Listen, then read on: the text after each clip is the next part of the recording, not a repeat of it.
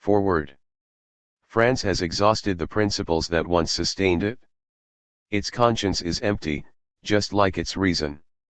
All the famous writers that it has produced in the last half-century, the de Maisters, the Chateaubriands, the Lamennais, the de Bonalds, the Cousins, the Guizos, the Lamartines, the Saint-Simons, the Michelettes, Catholics, eclectics, economists, socialists, and members of parliament have not ceased to predict that moral collapse which, thanks to God's mercy, man's foolishness, and the necessity of things, has finally arrived. The philosophers of Germany have echoed the prophets of France, so that finally the destiny of our homeland has become common to all the old world, for it is written that as French society is, so shall the human race become. Our church, which we once boasted was the firstborn, is no longer anything but an institution of convenience for us, protected more by the police than by sympathy. Take away the secular arm and the state subsidy, and what would become of that Gallic church, the glory of which made Bossuet tremble, the last fortress of Christendom, now fallen to the ultramontanes?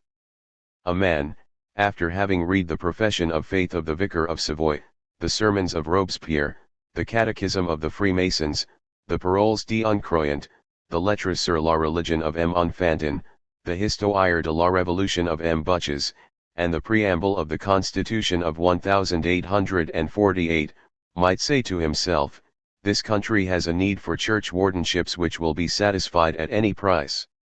Bring back the Jesuits, that is why we are still, after February, of the religion of our fathers. That makes you murmur, it is repugnant to you that the religion of 30 millions of souls, a thing so holy, remains at the discretion of a head of state, himself perfectly disinterested in the question. What could you have done better? I'll give you 100 guesses. The ancient monarchy could compare itself to a marriage contracted under the regime of joint property, which, because of disagreement between the couple, has been converted into paraphernal marriage. It was thought that if the husband was made the simple administrator of the wife's goods, the harmony would be perfect and imperturbable between them.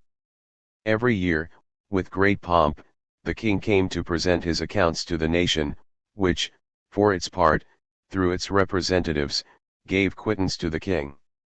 From that ceremonious and solemn meeting was born, in the natural way, the law, the third person of the constitutional trinity.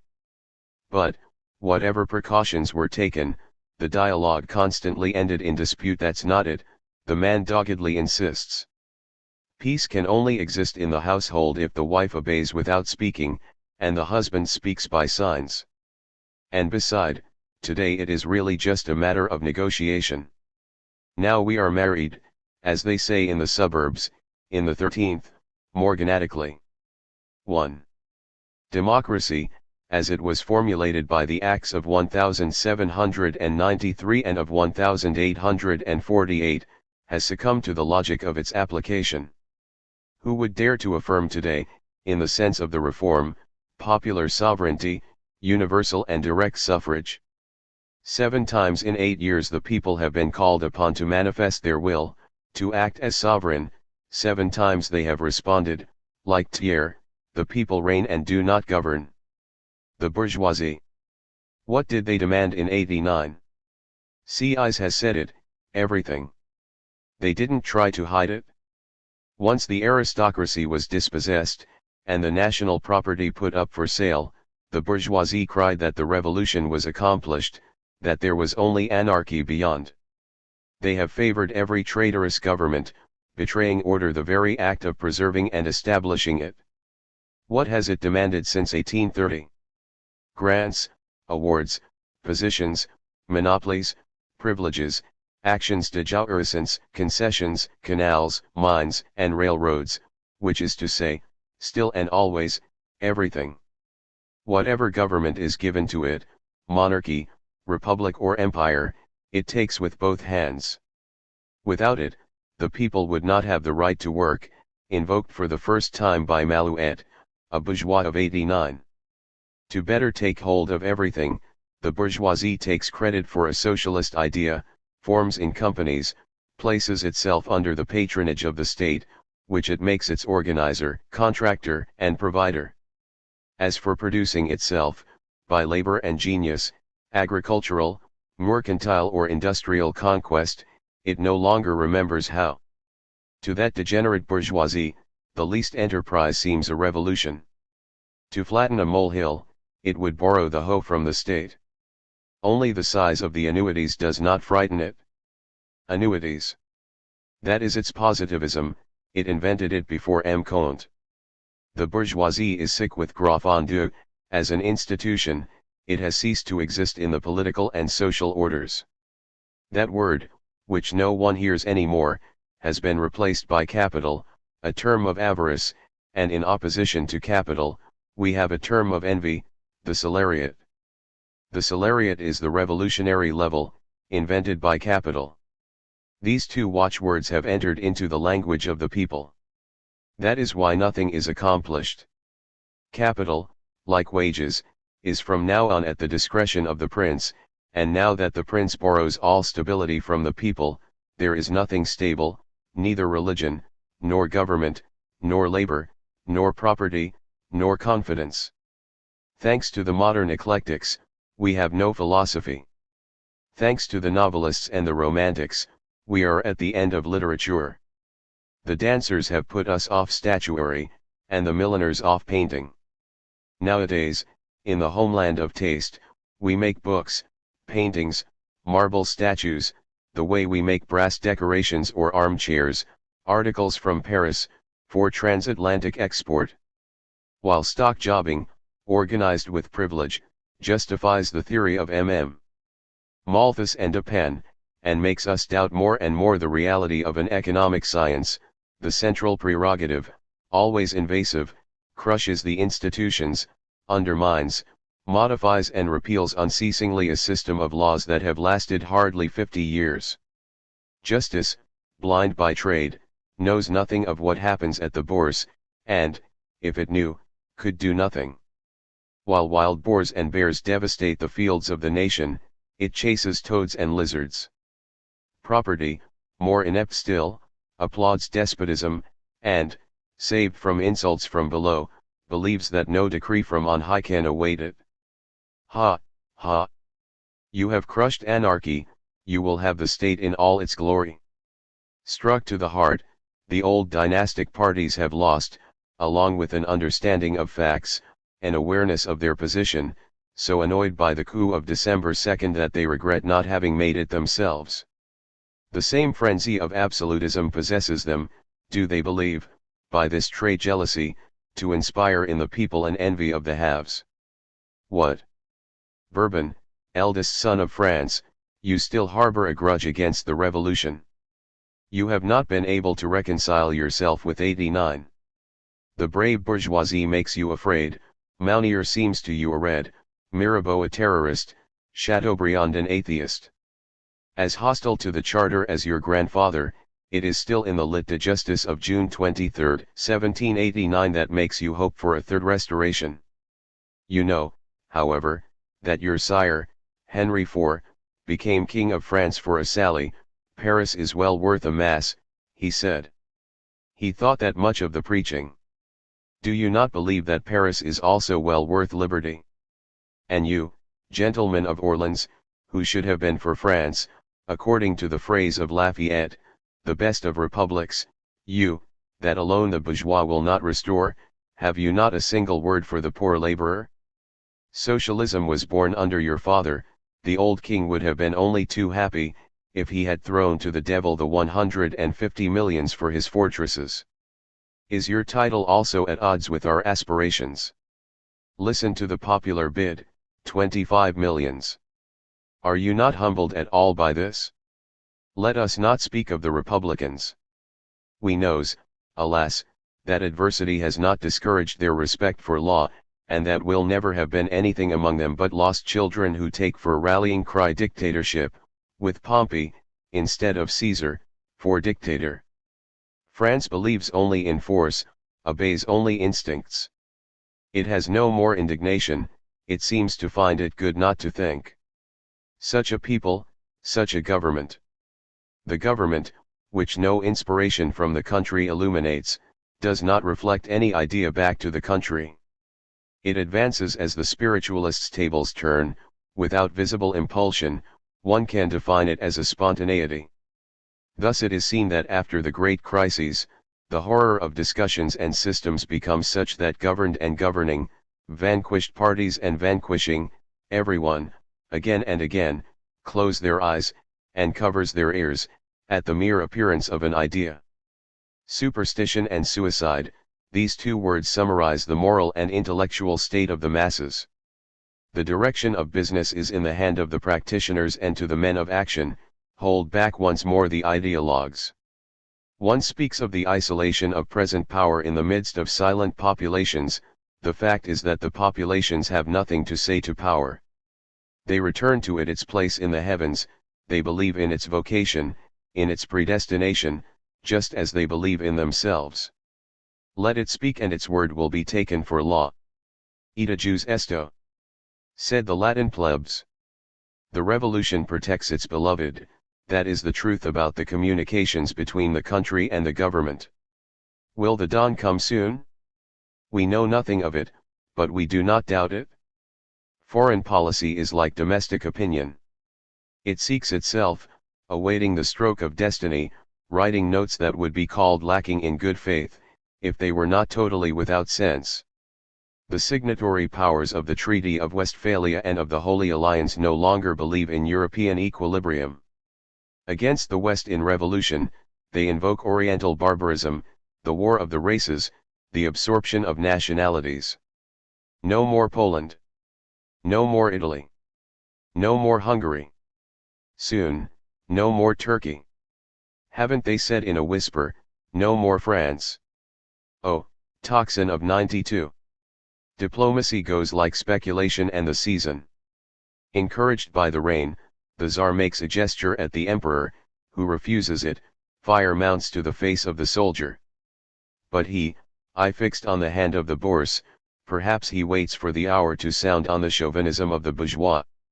The papacy, however, believes itself returned to its good old days, not to the days of Leo X, but to those of Innocent III.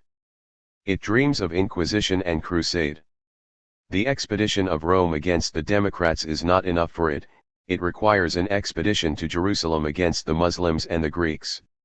It is for this reason that it fans, like a flame, the question of the holy sites, forward, Gaulois and Franks. We would not be surprised if this race of fighters began to shout, as in the past, God wills it. Distribute to them, Holy Father, your scapulars and your rosaries, they will not bring back relics to you. There reigns over all of Europe a solemn shadow, like the darkness with which the oracles were surrounded, in the depths of their oak woods and in their caves. Watch out, Napoleon. Prepare yourselves, Guillaume, Ferdinand, Nicholas, and the whole company of the crowned. And you, popes and pontiffs, prepare your Kyrie eleison and your requiem. For the spirit of the nations no longer inhabits the rostrums, it has left the mouth of the orator and the pen of the writer. It marches with the soldier, carried like a glint at the point of his bayonet. However, it is certain that the French speech, ushered in by the old monarchy, cannot perish, any more than the nation can subsist without unity and without right. It is certain that the democracy, which is nothing else, after all, than the party of movement and liberty, cannot be erased from history for the aberrations and naivete of 1848. It is certain that the bourgeoisie have a political and social mission to fulfill toward the proletariat. Would you like it better, leaving to Caesar the task of nourishing the electors of Caesar, to eternalize by his egoism the power of a retrograde multitude, and destitute the countries of their liberties? It is certain, finally, that Europe is a federation of states rendered solidary by their interests, and that in that federation, inevitably brought about by the development of commerce and industry, the priority and predominance of initiative belongs to the West. That predominance obtained by Louis XIV and Napoleon, as long as they acted, the first in the name of the principle of nationalities posited by Henry IV and Richelieu, the second in the name of the French Revolution, in the interest of our preservation, much more than that of our glory commands us to seize it once again. Should we, to this end, proceed by the road of conquest or that of influence? Should the head of the French state be the President of the European Republic, or do you prefer to allow him to pursue the chance to be its monarch, at the risk of a third invasion and the rending of the homeland? What am I saying? If there is one thing obvious to every observer, it is that France profits at this moment only by the very ideas that it has proscribed. It is that modern civilization, boiling with traditions and examples, is irrevocably committed to the path of revolution, where neither the historical precedents, nor the written law, nor the established faith can guide it any longer. Thus it is necessary that royalists and democrats, bourgeois and proletarians, French, Germans and Slavs, set themselves to seek the unknown principles which govern them. It is necessary to substitute for the empirical formulas of 1648, 1789, 1814 and 1848, an idea, prior and superior, which would have nothing to fear from diplomatic and parliamentary sophisms, bourgeois failures, and plebeian hallucinations. It is necessary, humanity aspiring to know and not being able to believe, to determine its route a priori, to write history before the facts are accomplished. Do we want to be governed by science, or abandoned to fate? Every era is ruled by an idea, which is expressed in a literature, developed in a philosophy, and embodied, if need be, in a government. There was, in the secret thought of 1848, as in that of 1793, 1814 and 1830, the stuff of a democracy, of a dynasty perhaps. That thought has been spurned, like an angular stone cut by bad masons. We will not cease to reproduce it, and whatever will be the standard bearer of French destinies, prince or tribune, we proclaim it, with a growing faith and energy. It is by this sign that you will overcome. I am asked, what do you publish about the present situation? Here is the situation. Our task is to face up, by reflection, to the necessity of things. It is to begin again our social and intellectual education, and as a party founded on the very nature of the human mind cannot perish, it is to give to democracy the idea and the flag that it lacks. Up to the present, democracy has followed the forms of monarchic government, monarchic politics, and monarchic economics. This is why democracy has always been only a fiction, incapable of constituting itself. It is time that it learns to think for itself, that it posits the principle which is proper to it, and by affirming itself in a positive manner, carries to completion the system of social ideas. The two letters that you are going to read were written at the end of 1851. They should have appeared in La Presse, in response to the questions of a learned critic, M. Romain Cornut, but the coup of December 2 occurred. They can be regarded as the author's philosophical and social profession of faith. Nothing persists, said the ancient sages, everything changes, everything flows, everything becomes, consequently, everything remains and everything is connected. By further consequence the entire universe is opposition, balance, equilibrium. There is nothing, neither outside nor inside, apart from that eternal dance, and the rhythm that commands it, pure form of existences. The supreme idea to which any reality can respond, is the highest conception that reason can attain. How then are things connected and engendered? How are beings produced and how do they disappear? How is society and nature transformed? This is the sole object of science. The notion of progress, carried into all spheres of consciousness and understanding, becoming the basis of practical and speculative reason, must renew the entire system of human knowledge, purge the mind of its last prejudices, replace the constitutions and catechisms in social relations, teach to man all that he can legitimately know, do, hope, and fear, the value of his ideas, the definition of his rights, the rule of his actions, the purpose of his existence. The theory of progress is the railway of liberty. Before publishing, with the procession of proofs that it requires, the ensemble of our views on these high questions, we have thought it necessary to consult the public and our friends on the sequence to give to our researches. We dare to hope that criticism will not be lacking for this first sample. We will be happy if, informed by salutary advice, we are able to lift a corner of the veil that steals the light from us. The philosophy of progress. Usus et impigris sim riperamentia Politum doquid pedalentum progrediens. Lucretius, De Natura Rerum. First letter, of the idea of progress. Saint Pelagia, November 26, 1851. Sir.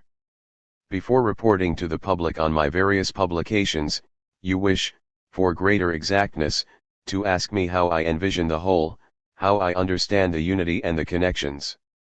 This desire on your part, sir, could not be more legitimate, and the question is as just as it is fair.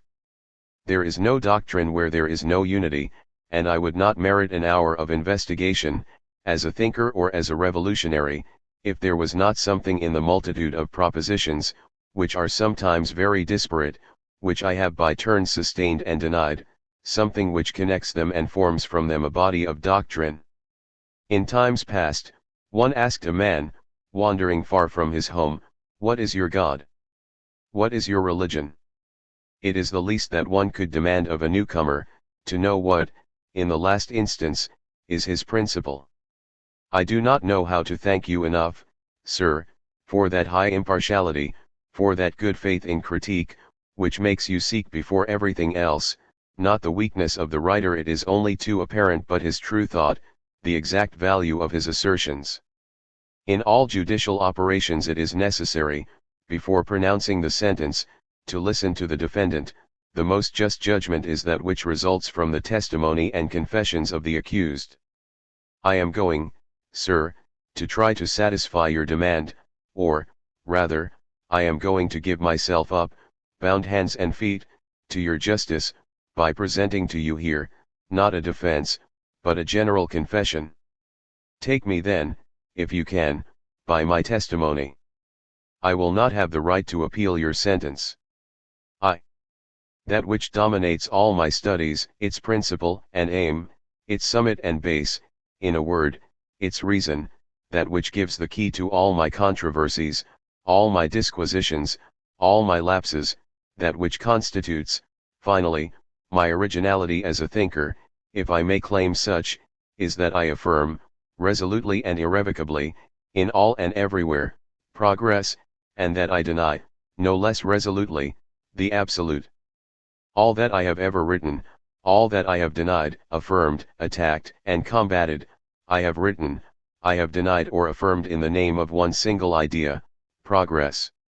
My adversaries, on the contrary, and you will soon see if they are numerous, are all partisans of the absolute, in omni genera, casu et numero, as Sganarelle said. What then is progress? For nearly a century everyone has talked about it, without progress, as a doctrine, having advanced a step. The word is mouthed, the theory is still at the point where Lessing left it. 2. What is the absolute, or, to better designate it, absolutism? Everyone repudiates it, nobody wants it any more, and yet everyone is Christian, Protestant, Jew or atheist, monarchist or democrat, communist or Malthusian, everyone, blaspheming against progress, is allied to the absolute.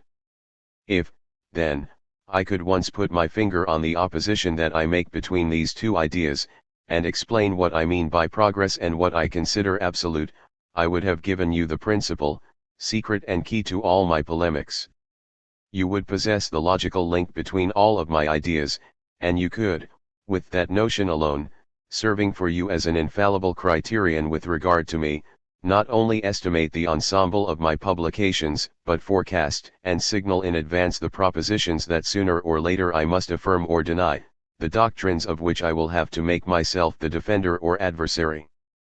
You would be able, I say, to evaluate and judge all my theses by what I have said and by what I do not know. You would know me, intus et incude, such as I am, such as I have been all my life, and such as I would find myself in 1,000 years, if I could live 1,000 years, the man whose thought always advances, whose program will never be finished. and at whatever moment in my career you would come to know me, whatever conclusion you could come to regarding me, you would always have either to absolve me in the name of progress, or to condemn me in the name of the absolute.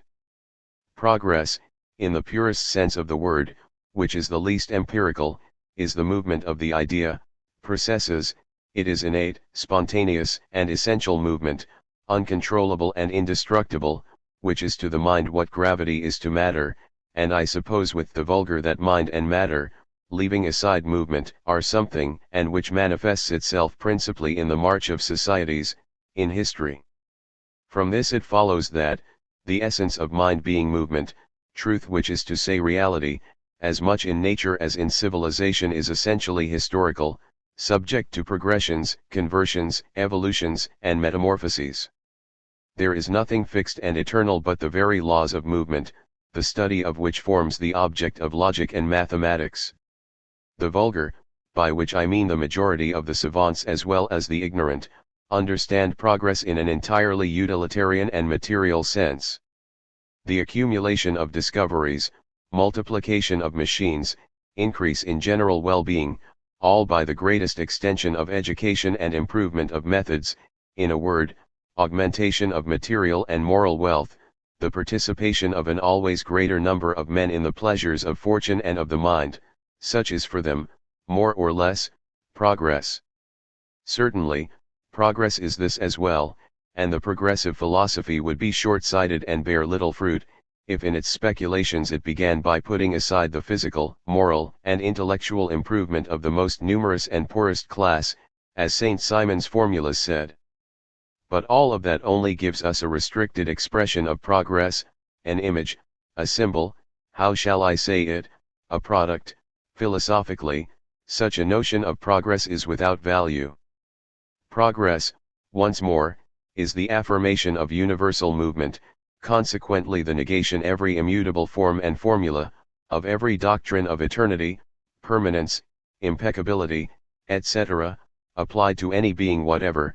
It is the negation of every permanent order, even that of the universe, and of every subject or object, empirical or transcendental, which does not change. The absolute, or absolutism, is, on the contrary, the affirmation of all that progress denies, the negation of all that it affirms. It is the study, in nature, society, religion, politics, morals, etc., of the eternal, the immutable, the perfect, the definitive, the unconvertible, the undivided. It is, to use a phrase made famous in our parliamentary debates, in all and everywhere, the status quo. 3. Descartes, reasoning unconsciously according to the prejudices of the old metaphysics, and seeking an unshakable foundation for philosophy, an alicet inconcussum, as it was said, imagined that he had found it in the self, and posited this principle: I think, therefore I am, cogito, ergo sum. Descartes did not realize that his base, supposedly immobile, was mobility itself.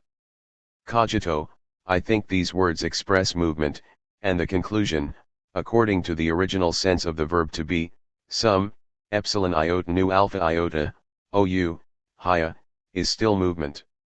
He should have said, mover, ergo fio, I move, therefore I become. From that double and contradictory definition of progress and the absolute is first deduced, as a corollary, a proposition quite strange to our minds, which have been shaped for so long by absolutism. It is that the truth in all things, the real, the positive, the practicable, is what changes, or at least is susceptible to progression, conciliation, transformation, while the false, the fictive, the impossible, the abstract, is everything that presents itself as fixed, entire, complete, unalterable, unfailing, not susceptible to modification, conversion, augmentation, or diminution, resistant as a consequence to all superior combination, to all synthesis. So the notion of progress is provided to us immediately and before all experience, not what one calls a criterion, but, as Bossuet says, a favorable prejudice, by means of which it is possible to distinguish, in practice, that which it may be useful to undertake and pursue, from that which may become dangerous and deadly, an important thing for the government of the state and of commerce. Indeed, among the many projects of amelioration and reform that are produced daily in society, it is unquestionable that some are found useful and desirable, while others are not. Now, before experience has decided, how can one recognize, a priori, the better from the worse, the practical thing from the false speculation? How do you choose, for example, between property and communism, federalism and centralization, direct government by the people and dictatorship, universal suffrage and divine right?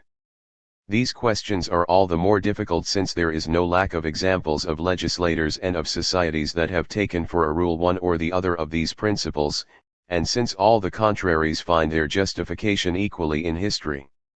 For me, the response is simple. All ideas are false, that is to say contradictory and irrational, if one takes them in an exclusive and absolute sense, or if one allows oneself to be carried away by that sense. All are true, susceptible to realization and use, if one takes them together with others, or in evolution. Thus, whether you take for the dominant law of the Republic, either property, like the Romans, or communism, like Lycurgus, or centralization, like Richelieu, or universal suffrage, like Rousseau, whatever principle you choose, since in your thought it takes precedence over all the others, your system is erroneous. There is a fatal tendency to absorption, to purification, exclusion, stasis, leading to ruin. There is not a revolution in human history that could not be easily explained by this. On the contrary, if you admit in principle that every realization, in society and in nature, results from the combination of opposed elements and their movement, your course is plotted. Every proposition which aims, either to advance an overdue idea, or to procure a more intimate combination, a superior agreement, is advantageous for you, and is true. It is in progress. For example, moral philosophy and the experience of societies have not pronounced in a definitive manner on the question of whether or not, in a perfected legislation, divorce is allowed. One never fails to cite in this connection the examples of the Romans, the Greeks, and the Orientals, the sentiments of the Greek Church and the Reformed Church, the authority of Moses and of Jesus Christ himself. Before that mass of testimonies, one asks what the opinion of France, and of other countries ruled by Catholic discipline, matters. I admit, for myself, that I am not much moved by that argumentation, which it would be as easy to make serve in the defense of polygamy, indeed even of promiscuity. The ancient socialists, like several among the moderns, did not abstain from this. I do not ask myself what has been in past centuries, and what is still in most nations, the state of woman, in order to deduce by comparison what it would be suitable to bring about among us. I seek that which is on its way to becoming. Is the tendency to dissolution or to indissolubility? That is the question for me. Now, it appears obvious to me, independent of considerations of domestic interests, morals, dignity, justice, even happiness, that one can assert here that Latin monogamy, sustained and ennobled by Catholicism, shows a triumphant tendency to indissolubility. It appears to me that the Greek Church has remained stationary on this point, that the Protestant Church has been retrograde, and that the French Code, with its exceptions for nullity, is still the most advanced expression of progress. Let us add that the question of divorce, resolved in the affirmative, would imply a similar retrogradation of the whole political and social order, since at the end of the question of divorce there is another question of inequality, as one has seen from the Saint Simonian theory. It is this that I call a favorable prejudice, since, for me, to ask if we will introduce divorce into our laws, is to ask implicitly if we will return to feudalism by capitalism, if government will be despotic or liberal, in short, if we will be progressive or reactionary. Such is then, in my opinion, the rule of our conduct and our judgments.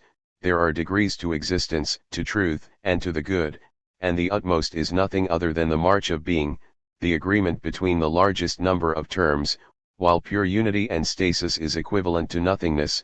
It is that every idea, every doctrine that secretly aspires to prepotency and immutability, which aims to eternalize itself, which flatters itself that it gives the last formula of liberty and reason, which consequently conceals, in the folds of its dialectic, exclusion and intolerance, which claims to be true in itself, unalloyed, absolute, eternal, in the manner of a religion, and without consideration for any other, that idea, which denies the movement of mind and the classification of things, is false and fatal, and more, it is incapable of being constituted in reality.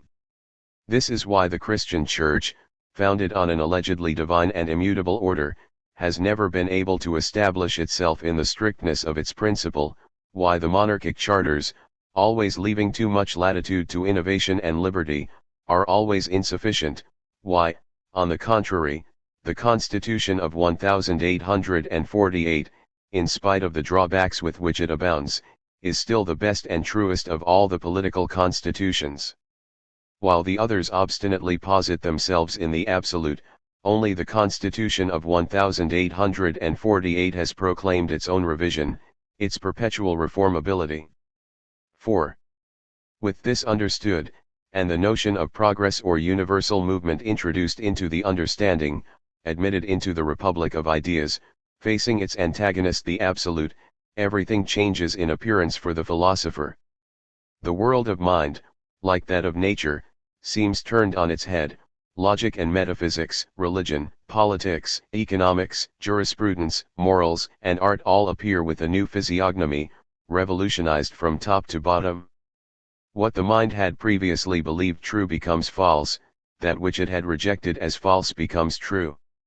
The influence of the new notion making itself felt by all, and more each day, there soon results a confusion that seems inextricable to superficial observers, and like the symptom of a general folly. In the interregnum which separates the new regime of progress from the old regime of the absolute, and during the period when intelligences pass from one to the other, consciousness hesitates and stumbles between its traditions and its aspirations, and as few people know how to distinguish the double passion that they obey, to separate what they affirm or deny in accordance with their belief in the absolute from that which they deny or affirm in accordance with their support for progress, there results for society, from that effervescence of all the fundamental notions, a pell-mell of opinions and interest, a battle of parties, where civilization would soon be ruined, if light did not manage to make itself seen in the void. Such is the situation that France finds itself in, not only since the Revolution of February, but since that of 1789, a situation for which I blame, up to a certain point, the philosophers, the publicists, and all those who, having a mission to instruct the people and form opinion, have not seen, or have not wanted to see, that the idea of progress being from now on universally accepted, having acquired rights from the bourgeoisie, not only in the schools, but even in the temples, and raised finally to the category of reason, the old representations of things, natural as well as social, are corrupted, and that it is necessary to construct anew, by means of that new lamp of the understanding, science, and the laws. Dimsit lucem a tenebris. Separation of positive ideas, constructed on the notion of progress, from the more or less utopian theories that suggest the absolute, such is, sir, the general thought which guides me. Such is my principle, my idea itself, that which forms the basis and makes the connections in all my judgments. It will be easy for me to show how, in all my controversies, I have thought to obey it, you will say, if I have been faithful. 2. Thus I maintain, and it is one of my most unshakable convictions, that with the notion of progress all our old Aristotelian logic, all that school dialectic is valueless, and that we must rid ourselves of it swiftly, or else talk nonsense all our lives. What one takes for reasoning today, a melange of absolutist and progressive ideas, is only a fortuitous or arbitrary association of ideas, a glittering rigmarole, a precious or sentimental Phoebus. I will not cite examples to you, our contemporary literature, from the point of view of ideas, and setting aside the question of form, is, in my judgment, only an immense waste. No one understands his neighbor or himself any more, and if sometimes, in party affairs particularly, some seem to enter into agreement, it is because some residue of prejudice makes them repeat the same words and phrases, without attaching the same meaning to them. Since the notion of progress has entered our minds, the Absolute having preserved most of its positions, chaos is in all heads, and as progress, to some degree, imposes itself on all with an invincible force, the most insane is still the one who, believing himself rid of it, pretends not to be mad. I have done what I could, insofar as my strength allowed, no doubt with more goodwill than aptitude, to shed a bit of light on this darkness. It is not up to me to say to what extent I have succeeded, but here is, more or less, how I have proceeded. Movement exists, this is my fundamental axiom. To say how I acquired the notion of movement would be to say how I think, how I am. It is a question to which I have the right not to respond. Movement is the primitive fact that is revealed at once by experience and reason. I see movement and I sense it, I see it outside of me, and I sense it in me. If I see it outside of me, it is because I sense it in me, and vice versa.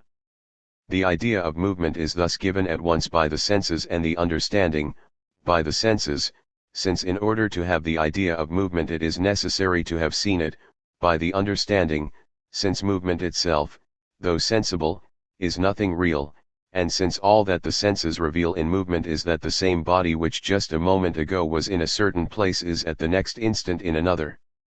In order that I may have an idea of movement, it is necessary that a special faculty, what I call the senses, and another faculty that I call the understanding, agree in my consciousness to furnish it to me. This is all that I can say about the mode of that acquisition. In other words, I discover movement outside because I sense it inside, and I sense it because I see it. At base the two faculties are only one, the inside and the outside are two faces of a single activity. It is impossible for me to go further. The idea of movement once arrived at, all the others are deduced from it, intuitions as well as conceptions. It is a wrong, in my opinion, that among the philosophers, some, such as Locke and Condillac, have claimed to account for all ideas with the aid of the senses; others, such as Plato and Descartes, deny the intervention of the senses, and explain everything by innateness. The most reasonable finally, with Kant at their head, make a distinction between ideas, and explain some by the relation of the senses, and the others by the activity of the understanding. For me, all our ideas, whether intuitions or conceptions, come from the same source, the simultaneous, conjoint, adequate, and at base identical action of the senses and the understanding. Thus, every intuition or sensible idea is the apperception of a composition, and is itself a composition. Now, every composition, whether it exists in nature or it results from an operation of the mind, is the product of a movement. If we were not ourselves a motive power and, at the same time, a receptivity, we would not see objects, because we would be incapable of examining them, of restoring diversity to their unity, as Kant said. Every conception, on the contrary, indicates an analysis of movement, which is itself still a movement, which I demonstrate in the following manner. Every movement supposes a direction, a registered B. That proposition is furnished, a priori, by the very notion of movement. The idea of direction, inherent in the idea of movement, being acquired, the imagination takes hold of it and divides it into two terms: A, the side from which movement comes, and B, the side where it goes. These two terms given, the imagination summarizes them in these two others: point of departure and point of arrival, otherwise, principle and aim. Now, the idea of a principle or aim is only a fiction or conception of the imagination, an illusion of the senses. A thorough study shows that there is not, nor could there be, a principle or aim, nor beginning or end, to the perpetual movement which constitutes the universe. These two ideas, purely speculative on our part, indicate in things nothing more than relations. To accord any reality to these notions is to make for oneself a willful illusion. From that double concept, of commencement, or principle, and of aim or end, all the others are deduced. Space and time are two ways of conceiving the interval which separates the two terms assumed from movement, point of departure and point of arrival, principle and aim, beginning and end. Considered in themselves, time and space, notions equally objective or subjective, but essentially analytic, are, because of the analysis which gave rise to them, nothing, less than nothing. They have value only according to the sum of movement or of existence that they are supposed to contain, so that, according to the proportion of movement or existence that it contains, a point can be worth an infinity, and an instant eternity. I treat the idea of cause in the same way. It is still a product of analysis, which, after having made us suppose in movement a principle and a goal, leads us to conclude by supposing further, by a new illusion of empiricism, that the first is the generator of the second, much as in the father we see the author or the cause of his children. But it is always only a relation illegitimately transformed into reality. There is not, in the universe, a first, second, or last cause. There is only one single current of existences. Movement is, that is all. What we call cause or force is only, like that which we call principle, author, or motor, a face of movement, the face A, while the effect, the product, the motive, the aim, or the end, is face B. In the ensemble of existences, that distinction has no more place. The sum of causes is identical and adequate to the sum of effects, which is the very negation of both. Movement or, as the theologians say, creation, is the natural state of the universe. From the idea of movement, I further deduce, and always by the same analytic method, the concepts of unity, of plurality, of same and of other, which in turn lead me to those of subject and object, of mind and matter, etc., to which I will return soon.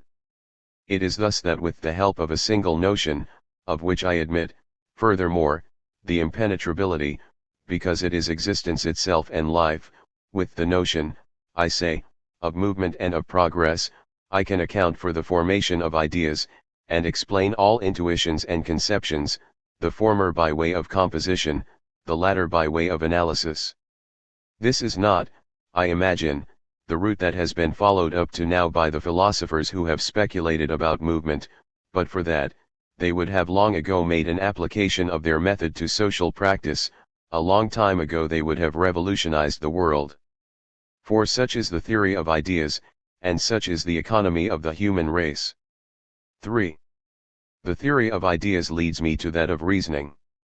From the moment that I conceive of movement as the essence of nature and of mind, it follows first that reasoning, or the art of classifying ideas, is a certain evolution, a history, or, as I have sometimes called it, a series. From this it follows that the syllogism, for example, the king of arguments of the ancient school, has only a hypothetical, conventional, and relative value. It is a truncated series, proper only to produce the most innocent babble about the world, by those who do not know how to return it to its fullness, by bringing about its full reconstruction. What I say about the syllogism must be said about the Baconian induction, the dilemma, and all the ancient dialectic. The induction, remaining sterile in the hands of the philosophers, despite the declaration of Bacon, would return as the instrument of invention and the happiest formula for truth, if it was conceived, no longer as a sort of syllogism taken in reverse, but as the complete description of a movement of the mind, inverse to that indicated by the syllogism, and traced, just as in the syllogism, by a small number of marks. The dilemma, considered the strongest of arguments, would no longer be considered anything but a weapon of bad faith, the dagger of the brigand who attacks you in the shadowsio, from the back and from the front, to the extent that it has not been rectified by the theory of the antinomy, the most elementary form and simplest composition of movement. But that is not all that reform of the dialectical instruments bears upon. It is still necessary to know, and never to lose from view, that even the most authentic and most certain method of reasoning cannot always, by itself, lead to a complete distinction of truth. It is, I have said elsewhere, in the classification of ideas as it is in those of the animals and the plants, as in the operations of mathematics themselves. In the two kingdoms, animal and vegetable, the genera and species are not everywhere and always susceptible to a precise determination, they are well defined only in the individuals placed at the extremities of the series. The intermediaries, compared to those, are often unclassifiable. The more one prolongs the analysis, the more one sees spring up, from the observation of characteristics, reasons for and against any given classification. It is the same in arithmetic, in those divisions where the dividend, extended to as many decimal places as you like, can never be resolved in an exact quotient. It is thus with ideas, and all those who have scanned the treatises of jurisprudence, who have occupied themselves with trials and with proceedings, have felt it. Ideas, I say, are not always, whatever subtlety of dialectic we employ, completely determinable. There is a mass of cases where the elucidation will always leave something to be desired. And as if all kinds of difficulties come together to torment the dialectician and drive the philosopher to despair, it is never on the doubtful cases that the mass of humans hesitate and divide. By a strange caprice, they only battle and dispute the best demonstrated solutions. In short, and to conclude this section, I affirm that the ancient method of ratiocination on which philosophy has subsisted up to the present, and in which our generation has been raised, is from now on proven false, that it is all the more false and pernicious as it admits today, into its old arsenal, a new instrument of war, progress, from which I conclude that our logic must as soon as possible be reformed by the construction of that new idea, under penalty of infamy and suicide. 4. If from logic and the dialectic we pass to ontology, we meet, after the introduction of the idea of progress, impossibilities no less numerous and no less grave, which arise from analogous observations, and call for the same reform. All that our treatises of physics, chemistry, and natural history contain of general ideas about the body, and about the intelligence, is pulled from the speculations of Aristotle, Abelard, Descartes, Leibniz, Kant, etc., what one called in the Middle Ages, universals and categories, substance, cause, mind, matter, body, soul, etc. One single notion, the most important, has not furnished its contingent, progress. Doubtless, one no longer speaks to us of occult qualities, of entities, quiddities, of the horror of the void, etc. All of that has disappeared from ontology, but are we more advanced? Is it not true that all our scientists, without exception, like our psychologists, are still, willy-nilly, dualists, pantheists, atomists, vitalists, materialists, mystics even, partisans finally of all the systems, of all the dreams to which the old ontology gave birth? I cannot prevent myself from noting in passing the illusion that, for so many centuries, has made the philosophers reel off so many ontological absurdities. The condition of all existence, after movement, is unquestionably unity, but what is the nature of that unity? If we should consult the theory of progress, it responds that the unity of all being is essentially synthetic, that it is a unity of composition. 5. Thus the idea of movement, primordial idea of all intelligence, is synthetic, since, as we have just seen, it resolves itself analytically into two terms, which we have represented by this figure, a registered B. Similarly, and for greater reason, all the ideas, intuitions, or images that we receive from objects are synthetic in their unity. They are combinations of movements, varied and complicated to infinity, but convergent and single in their collectivity. That notion of the one, at once empirical and intellectual, condition of all reality and existence, has been confused with that of the simple, which results from the series or algebraic expression of movement, and, like cause and effect, principle and aim, beginning and end, is only a conception of the mind, and represents nothing real and true. It is from this simplism that all of the alleged science of being, ontology, has been deduced.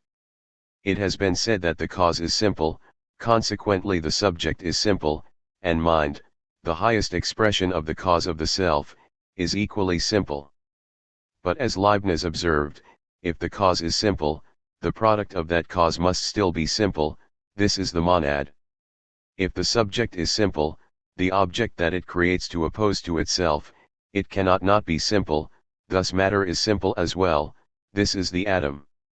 Let us draw the consequence, cause and the effect, the self and the non-self, mind and matter, all these speculative simplicities that analysis derives from the single and synthetic notion of movement, are pure conceptions of the understanding, neither bodies nor souls exist, neither creator nor created, and the universe is a chimera. If the author of the monadology had been in good faith, he would have concluded thus, with Perot, Berkeley, Hume and the others. Thus the system of the monads, despite all the genius of its author, has remained without partisans, it was too clear. Witness the poverty, or cowardice, of human reason. We have preserved, as articles of faith, the simplicity of cause, the simplicity of the self, the simplicity of mind, but we have affirmed the composition of creatures and the divisibility of matter. On this strange compromise rests the ontology of the moderns, their psychology and their theodicy. With the idea of movement or progress, all these systems, founded on the categories of substance, causality, subject, object, spirit, matter, etc., fall, or rather explain themselves away, never to reappear again. The notion of being can no longer be sought in an invisible something, whether spirit, body, atom, monad, or what have you. It ceases to be simplistic and becomes synthetic. It is no longer the conception, the fiction of an indivisible, unmodifiable, intransmutable, etc., genes qua, intelligence, which first posits a synthesis, before attacking it by analysis, admits nothing of that sort a priori. It knows what substance and force are, in themselves, it does not take its elements for realities, since, by the law of the constitution of the mind, the reality disappears, while it seeks to resolve it into its elements. All that reason knows and affirms is that the being, as well as the idea, is a group. Just as in logic the idea of movement or progress translates into that other, the series, so, in ontology, it has as a synonym the group. Everything that exists is grouped, everything that forms a group is one. Consequently, it is perceptible, and, consequently, it is. The more numerous and varied the elements and relations which combine in the formation of the group, the more centralizing power will be found there, and the more reality the being will obtain. Apart from the group there are only abstractions and phantoms. The living man is a group, like the plant or the crystal, but of a higher degree than those others. He is more living, more feeling, and more thinking to the degree that his organs, secondary groups, are in a more perfect agreement with one another, and form a more extensive combination. I no longer consider that self, what I call my soul six, as a monad, governing, from the sublimity of its so-called spiritual nature, other monads, injuriously considered material. These school distinctions seem senseless to me. I do not occupy myself with that caput mortuum of beings, solid, liquid, gas or fluid, that the doctors pompously call substance. I do not even know, as much as I am inclined to suppose it, if there is something which responds to the word substance. Pure substance, reduced to its simplest expression, absolutely amorphous, which we could quite happily call the pantogony, since all things come from it. If I cannot exactly say that it is nothing, appears to my reason as if it was not, it is equal to nothing. It is the mathematical point, which has no length, no breadth, no depth, and which nonetheless gives birth to all geometric figures. I consider in each being only its composition, its unity, its properties, its faculties, so that I restore all to a single reason variable, susceptible to infinite elevation, the group. 7. V. It is following that conception of being in general, and in particular of the human self, that I believe it possible to prove the positive reality, and up to a certain point to demonstrate the ideas, the laws, of the social self or humanitary group, and to ascertain and show, above and beyond our individual existence, the existence of a superior individuality of the collective man, an existence that philosophy could not even suspect before, because, following its ontological concepts, it was absolutely incapable of conceiving it. According to some, society is the juxtaposition of similar individuals, each sacrificing a part of their liberty, so as to be able, without harming one another, to remain juxtaposed, and live side by side in peace. Such is the theory of Rousseau. It is the system of governmental arbitrariness, not, it is true, as if that arbitrariness is the deed of a prince or tyrant, but, what is much more serious, in that it is the deed of the multitude, the product of universal suffrage. Depending on whether it suits the multitude, or those who prompt it, to tighten the social ties more or less, to give more or less development to local and individual liberties, the alleged social contract can go from the direct and fragmented government of the people all the way to Caesarism, from relations of simple proximity to the community of goods and gains, women and children. Everything that history and the imagination can suggest in the way of extreme license and extreme servitude can be deduced with equal ease and logical rigor from the social theory of Rousseau. According to others, and these despite their scientific appearance seem to me hardly more advanced, society, the moral person, reasoning being, pure fiction, is only the development among the masses of the phenomena of individual organization, so that knowledge of the individual immediately gives knowledge of society, and politics resolves itself into physiology and hygiene. But what is social hygiene? It is apparently a liberal education, a varied instruction, a lucrative function, a moderate labor, and a comfortable regime for each member of society.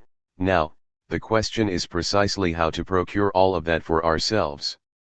For me, following the notions of movement, progress, series, and group, of which ontology is, from now on, compelled to take account, and the various findings that economics and history furnish on the question, I regard society, the human group, as a being sui generis, constituted by the fluid relations and economic solidarity of all the individuals, of the nation, of the locality or corporation, or of the entire species, which individuals circulate freely among one another, approaching one another, joining together, dispersing in turn in all directions, a being which has its own functions, alien to our individuality, its own ideas which it communicates to us, its judgments which do not at all resemble ours, its will in diametrical opposition with our instincts, its life, which is not that of the animal or the plant, although it finds analogies there, a being, finally, who,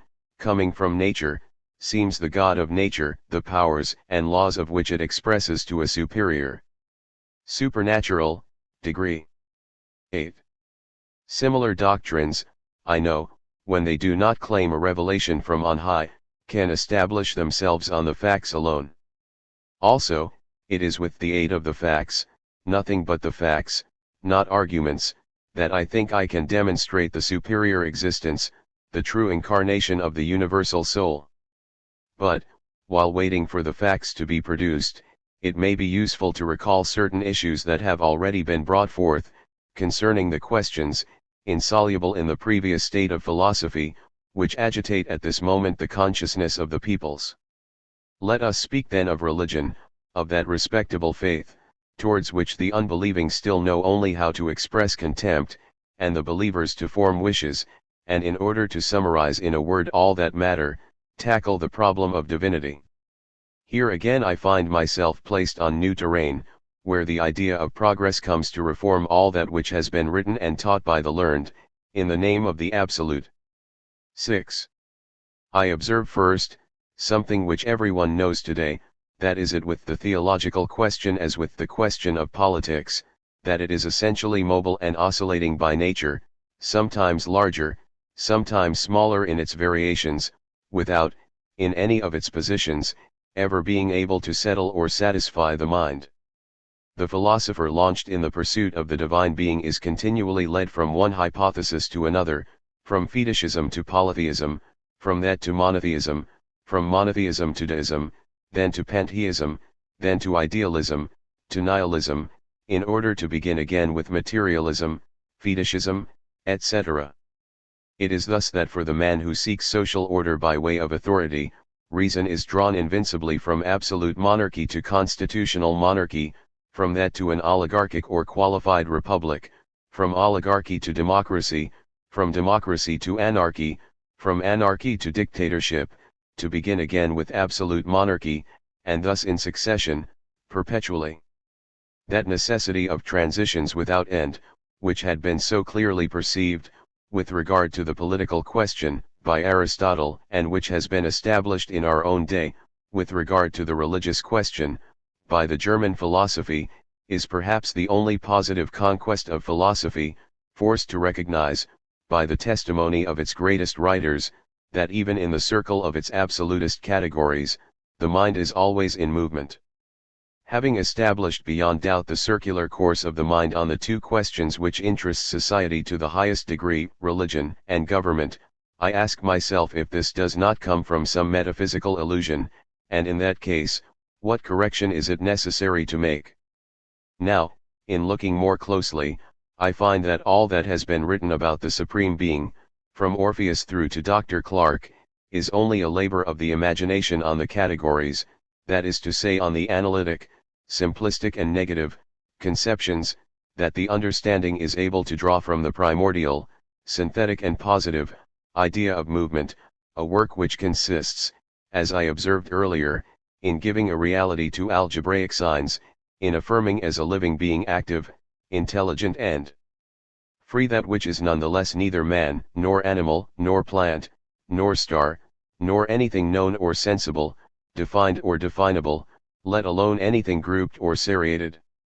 This being would be pure substance, pure cause, pure will, pure mind, the pure essence, in short, of the entire series of abstractions which are deduced from face A of the idea of movement, by the exclusion of face B.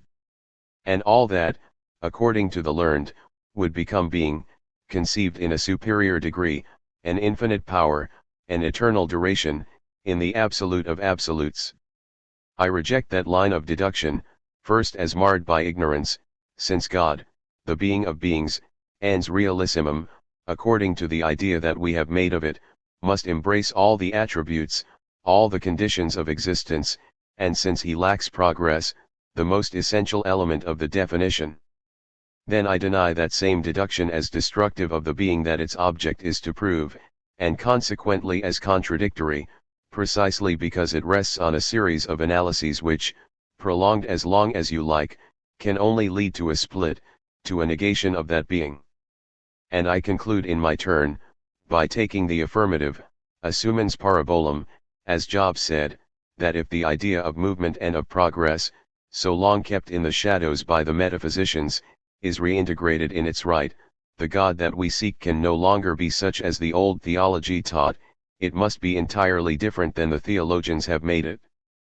In fact, if we apply to the Supreme Being the condition of movement, of progress, and we cannot not apply it, since without that attribute it would not be supreme, it will come to pass that that being will no longer be, as before, simple, absolute, immutable, eternal, infinite, in every sense and every faculty, but organized, progressive, evolving, consequently perfectible, susceptible to learning in science, virtue, etc., to infinity. The infinity or absolute of that being is no longer in the actual, it is in the potential. The God of Kant, of Aristotle, of Moses, and of Jesus, is thus not true, at least according to the documents produced, since it excludes the most essential condition of existence in nature and humanity, and that exclusion implies a contradiction with the life that one nevertheless accords to it. I swear by the living God, says the Church in its exorcisms. God, in a word, is not, and cannot be in the sense that the metaphysicians give to that word, since the deprivation of all conditionality, or simplicity, far from indicating the highest power of being, marks, on the contrary, the lowest degree, God can only become, and it is on this condition alone that it is. 9. What if now, after having dispelled the clever chimeras of theology, I should consult the spontaneous testimonies of the human races on the essence and function of the divine being. I find first that the idea of progress, inadvertently left off the list of school categories, has not been forgotten by the masses, that by virtue of that idea, the people, reasoning in the freedom of their instincts, speaking in their own name, without the medium of the academy, the portico, or the church, have constantly taken God for a being that is active, mobile, progressive, and sensible, that, to the degree that their intelligence has developed, could think to give to it, has been to make it a man.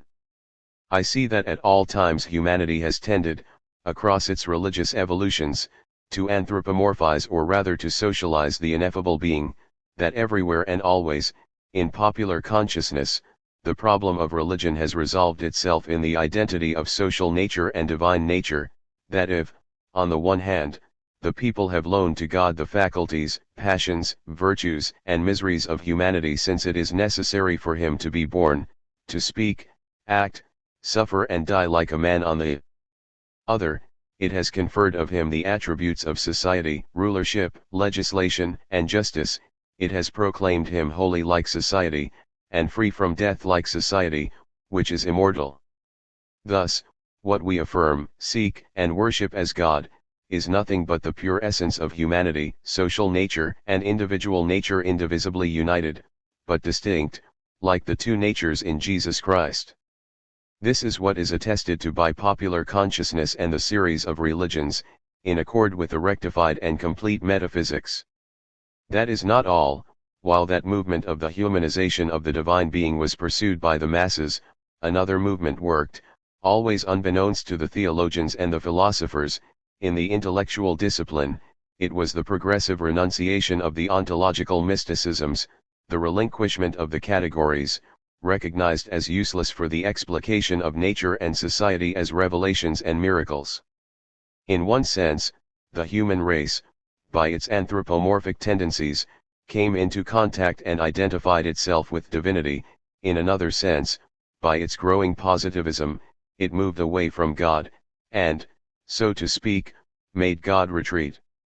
Thus, where Newton, halted by a difficulty that seemed impossible to him, made divinity intervene for the equilibrium of the world, Laplace, with a higher science, rendered that intervention useless, and dismissed the God and his machine to the attic. Let me summarizing all these facts and concepts, relating to the religious question, what humanity seeks in religion, under the name of God, is its own constitution. It seeks itself. Nonetheless, God being, according to the theological dogma, infinite in its attributes, perfect, immutable and absolute, and humanity, on the contrary, being perfectible, progressive, mobile, and changing, the second term could never be understood as adequate to the first.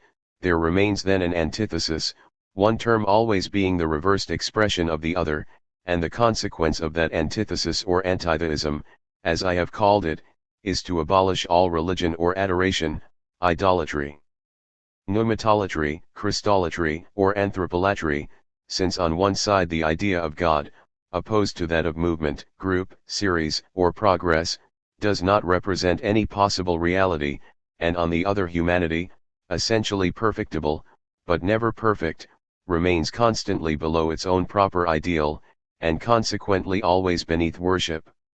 This I summarize in a formula at once positive and negative, and perfectly clear in our language: replacement of the cult of the alleged supreme being by the culture of humanity. 10. 7. Is it worthwhile now, sir, for me to recall those of my propositions, which, in politics, political economy, morals, etc., have made the most noise, and caused the most scandal? Must I show how they all resulted from the notion of progress, which is identical in my mind to that of order? I wrote in 1840 that profession of political faith, as remarkable for its brevity as its energy: I am an anarchist. I posited with that word the negation, or rather the insufficiency of the principle of authority. By that I meant, as I later showed, that the notion of authority is only, like the notion of an absolute being, an analytic idea, powerless, from whatever direction one might come at authority, and in whatever manner it is exercised, to give a social constitution. For authority, for politics, I then substituted economy, a synthetic and positive idea, alone capable, in my opinion, of leading to a rational and practical conception of the social order. However, I did nothing in this but to repeat the thesis of Saint Simon, so strangely disfigured by his disciples, and combated today, for tactical reasons that I cannot work out, by M. Enfantin. It consists in saying, based on history and the incompatibility of the ideas of authority and progress, that society is on the way to completing the governmental cycle for the last time, that public reason has gained certainty of the powerlessness of politics, with regard to the improvement of the condition of the masses, that the predominance of the ideas of power and authority has begun to be succeeded, in opinion as in history, by that of the ideas of labor and exchange, that the consequence of that substitution is to replace the mechanism of the political powers by the organization of economic forces, etc., etc. I trust you, sir, to tell me if I have been logical in my deductions, if, as I think, the idea of progress, the synonym of which is liberty, truly leads there. It is with regard to economic questions that I have pushed the development and application of my principle the farthest. I have demonstrated, and with some success, it seems to me, that most of the notions on which industrial practice rests at this moment, and thus all the economies of modern societies, are still, like the notions of power, authority, God, devil, etc., analytic conceptions, parts mutually deduced from one another by means of opposition, from the societary group, from its idea, from its law, and each developed separately without restraint and without limits. As a result, society, instead of resting on harmony, is seated on a throne of contradictions, and instead of progressing towards wealth and virtue, as is its destiny, it presents a parallel and systematic development in misery and crime. Thus I have shown, or I believe I have shown, that the Malthusian theory of the productivity of capital, justifiable as a means of mercantile order, and to a certain degree favorable to economic movement, becomes, if one applies it on a grand scale, if one claims to generalize it and make of it a law of society, incompatible with exchange, with circulation, and consequently with social life itself, that in order to end that incompatibility, it is necessary to reconstruct the integral idea, to make it so that each borrower is a lender, each lender a borrower, and so that all accounts, to the debit and to the credit, balance, that if the circulation is not today regular, if the return of values by sale is not made by each producer with the same ease as their outflow by purchase, if the stagnations, crises, and unemployments, are for the bankrupt a permanent means of equilibrium, it is first because the valorization of products ceases with gold and silver, because all merchandise is not like gold or silver, taken for currency, which constitutes within the general wealth a destructive inequality, in the second place, because of the capitalist prelibation 11 a consequence of money's prerogatives, thirdly, because of land rent, which is the keystone, sanction, and glorification of the whole system. I have said that the right of the capitalist, proprietor, or master who halts the economic movement and hinders the circulation of products, who makes competition a civil war, the machine an instrument of death, the division of labor a system of exhaustion for the worker, taxation a means of popular extenuation and possession of the soil a ferocious and unsociable domain was nothing other than the right of force, royal or divine right, as the barbarians conceived and as it results from the definitions of politics and of the casuists, the highest expression of the absolute, the most complete negation of the ideas of equality, order, and progress. If anything has surprised me, in the course of this socialist polemic, it is much less the irritation produced by my ideas than the contradictions that have been raised against them. I could understand selfishness, I do not understand disagreement in the presence of truth and the facts.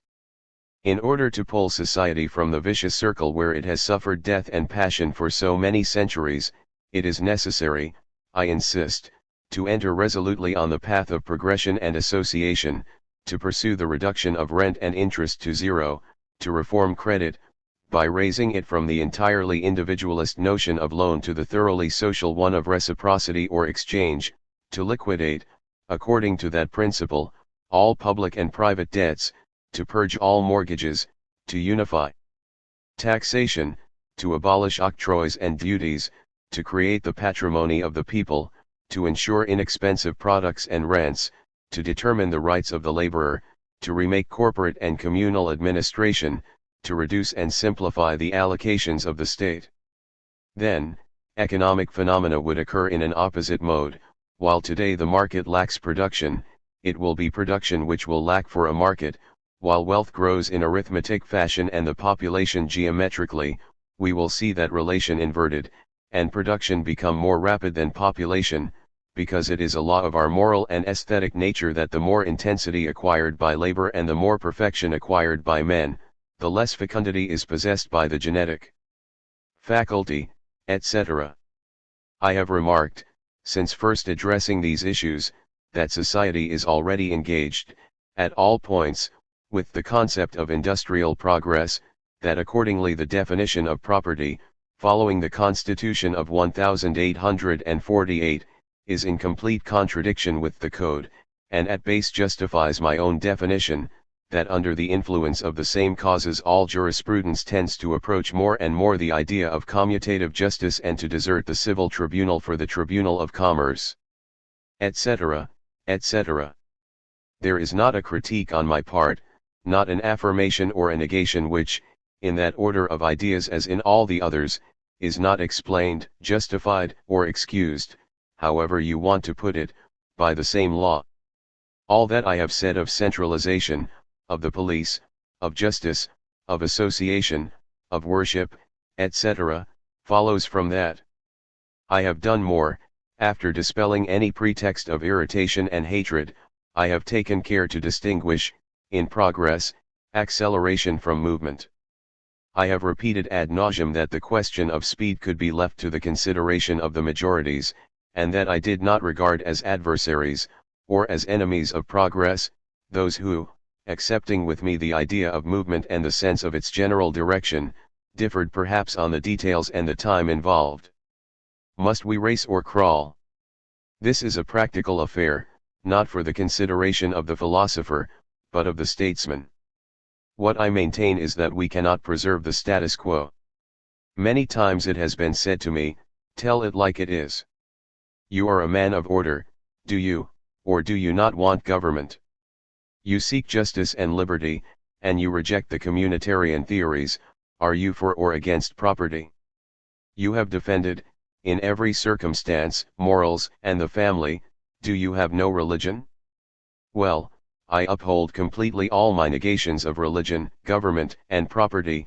I say that not only are these negations in themselves irrefutable, but that already the facts justify them. What we have seen burgeon and develop, for several years, under the ancient name of religion, is no longer the same thing that we have been accustomed to understand under that name.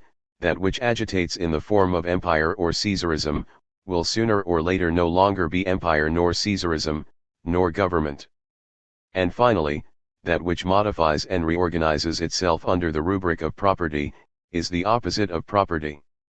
I add, nonetheless, that I will retain, with the common folk, these three words, religion, government, property, for reasons of which I am not the master, which partake of the general theory of progress, and for that reason seem to me decisive.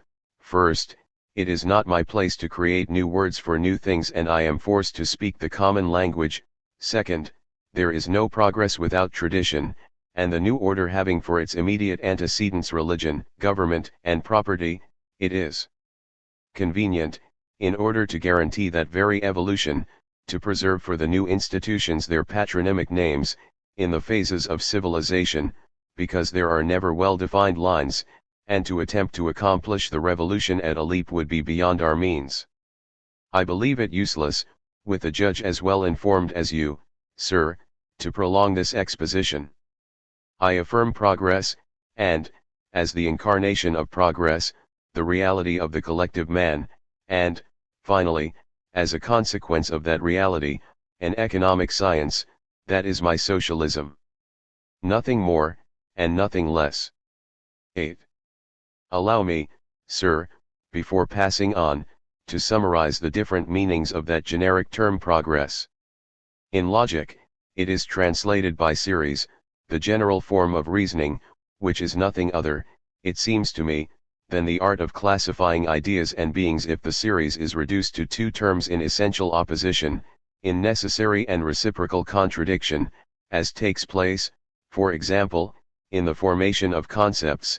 It indicates an analysis and takes the name of antinomy.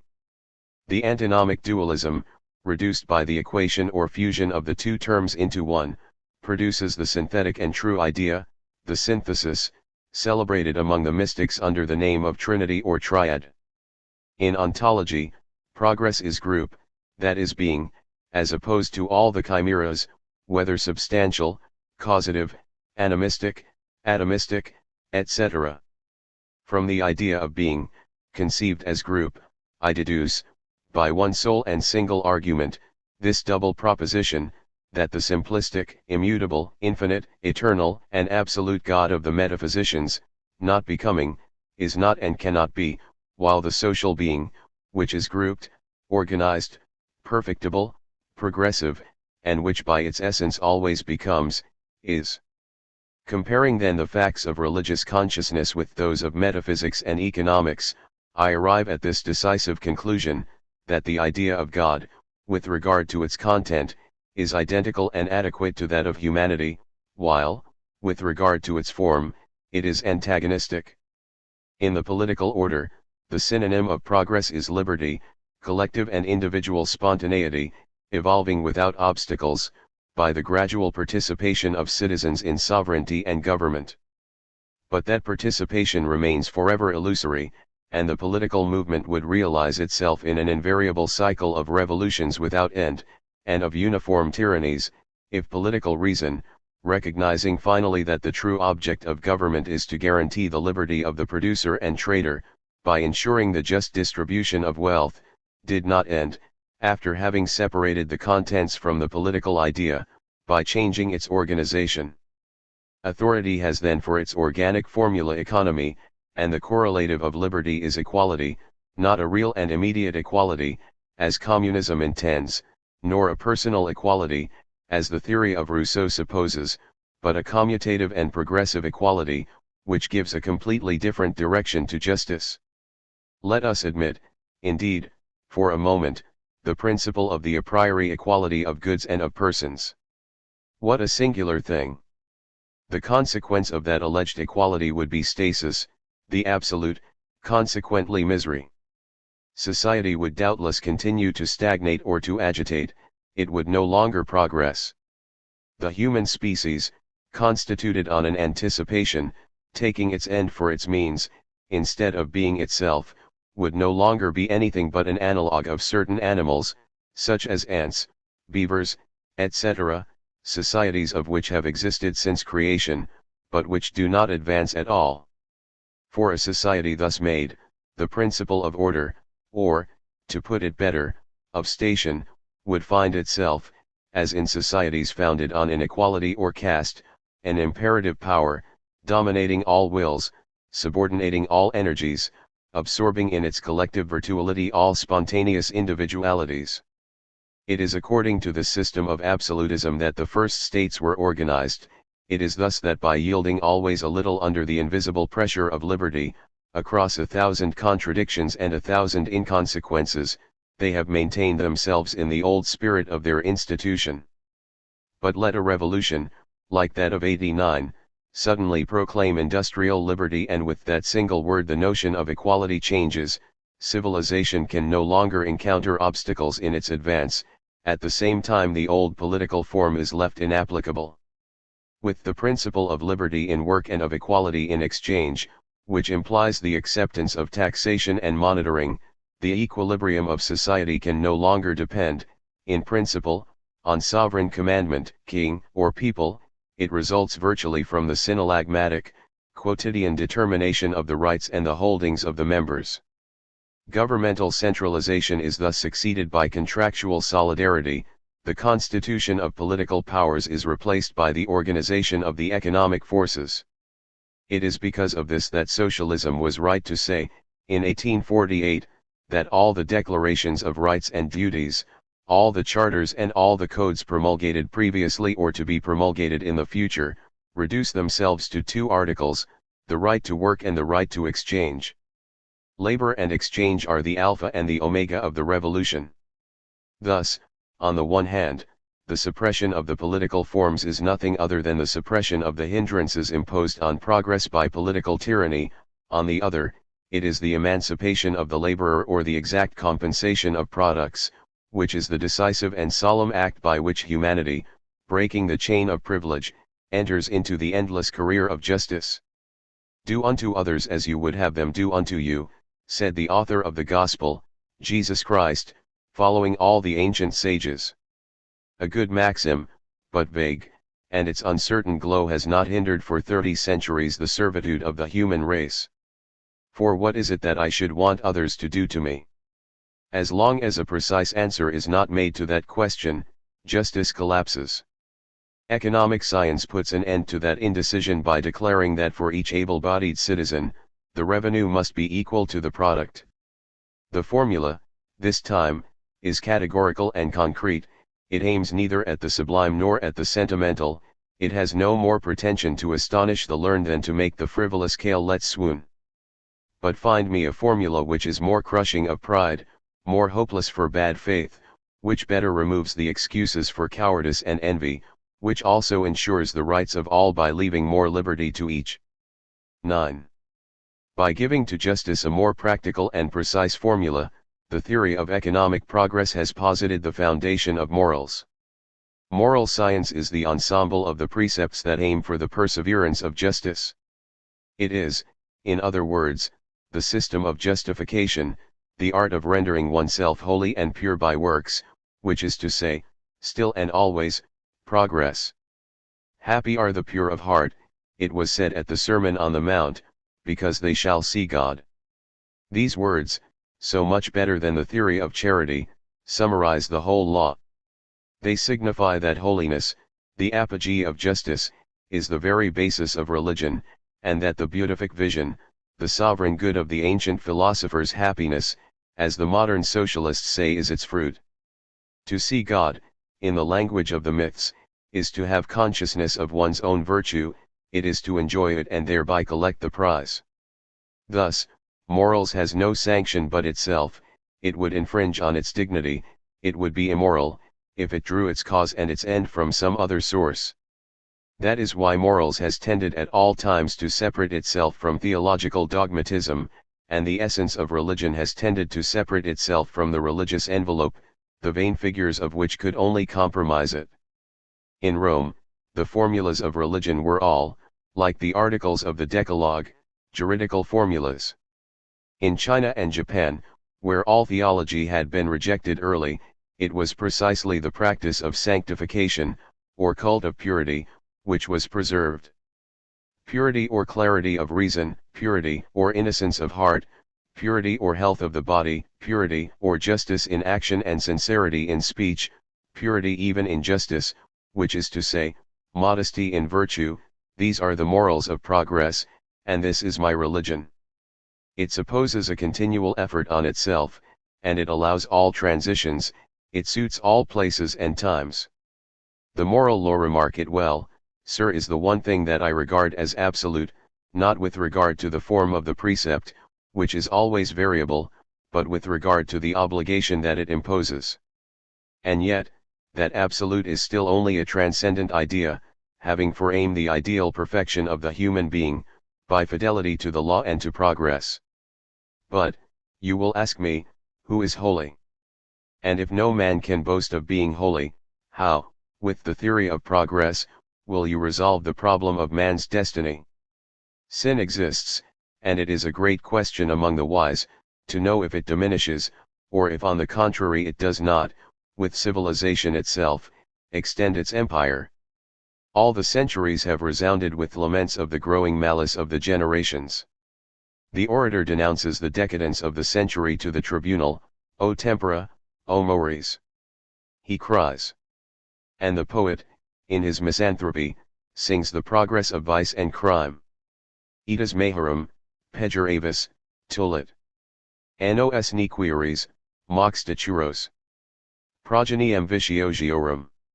If then sanctity exists nowhere on the earth, if sanctification does not succeed among mortals, progress remains without a conclusion. It is necessary to consider the longer term, and after having freed militant humanity from the absolute, to make it return there for its coronation.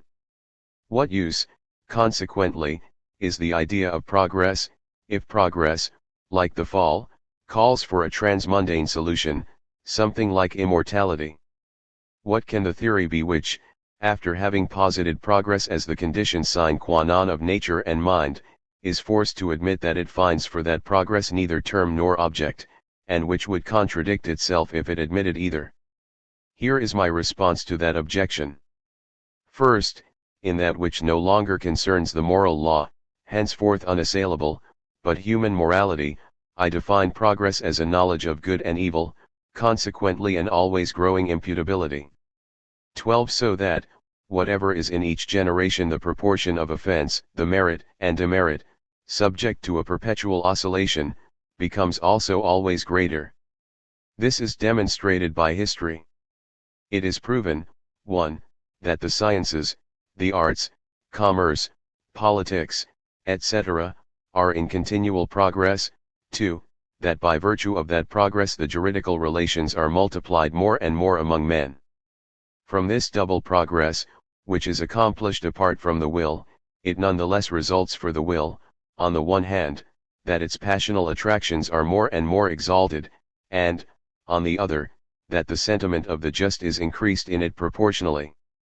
From these 2 points of view, it is certain that an immense difference exists between modern civilization and primitive society, just as among us sensibility, by shedding its brutal forms, has become livelier, so the respect for right has become more profound. Honest people of the 19th century are better and more honest than those of the times of Scipio or Pericles. For the same reason, the vicious have become more villainous. The conformity of the will to moral law is thus today more meritorious, and its resistance more criminal. The progress of our morality, I say, consists in this. To know now if the sum of culpable deeds diminishes, if that of virtuous acts increases, is a question about which we can dispute at leisure, but of which the solution appears to me in fact impossible, and in any case useless.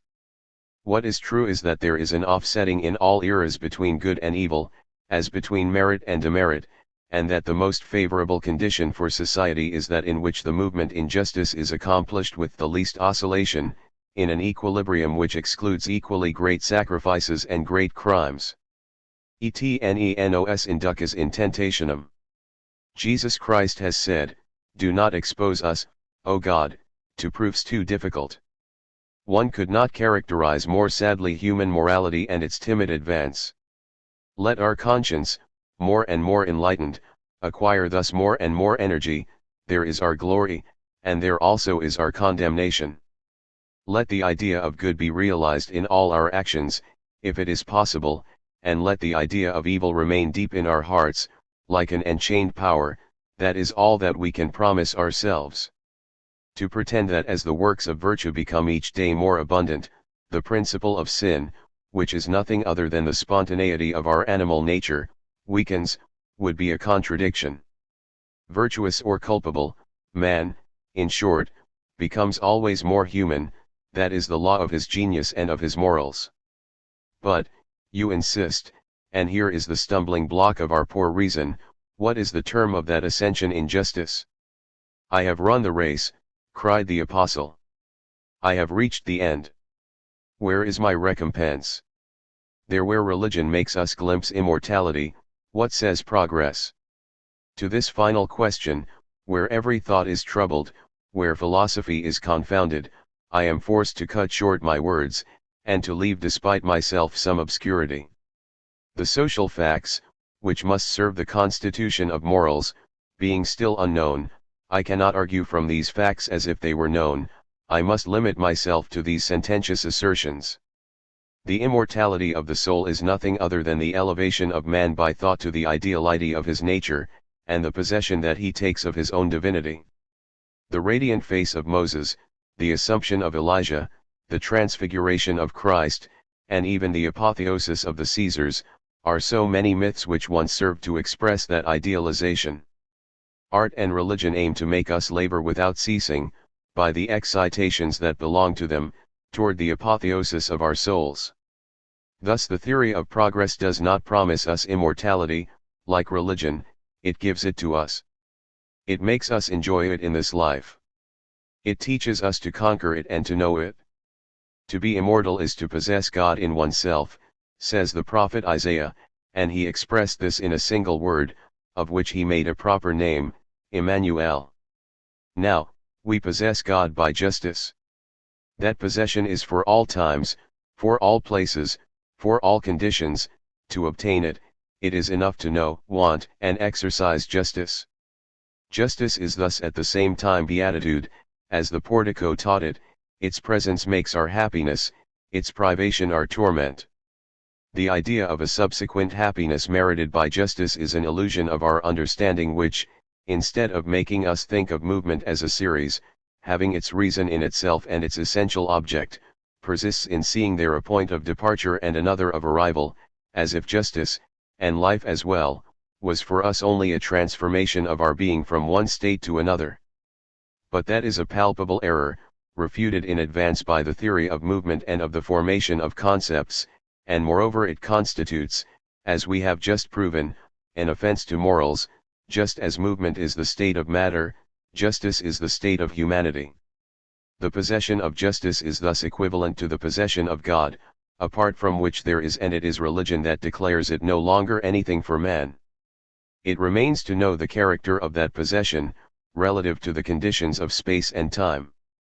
Space and time are nothing by themselves, they are valued only for their content. If an existence, of whatever duration, is raised up to the sublime, if, by the conception of its own ideal and the will to express it, it comes so to speak to touch the absolute, then that existence can be called consummated. It falls into infinity, reaching its apogee, it no longer has anything to do among the living. There is nothing for a being apart from its plenitude, which is its glorification, any more than there is a complement to the universe. Just as the insect, at the highest point in its ephemeral life, is worth as much and more than the sun in the splendor of its rays, so for man just an instant of ecstasy is worth an eternity of paradise. An eternity and an instant, it is the same thing, said Saint Augustine. Now, eternity does not repeat itself, and when one has seen God once, it is forever. Duration in the absolute is a contradiction. 13.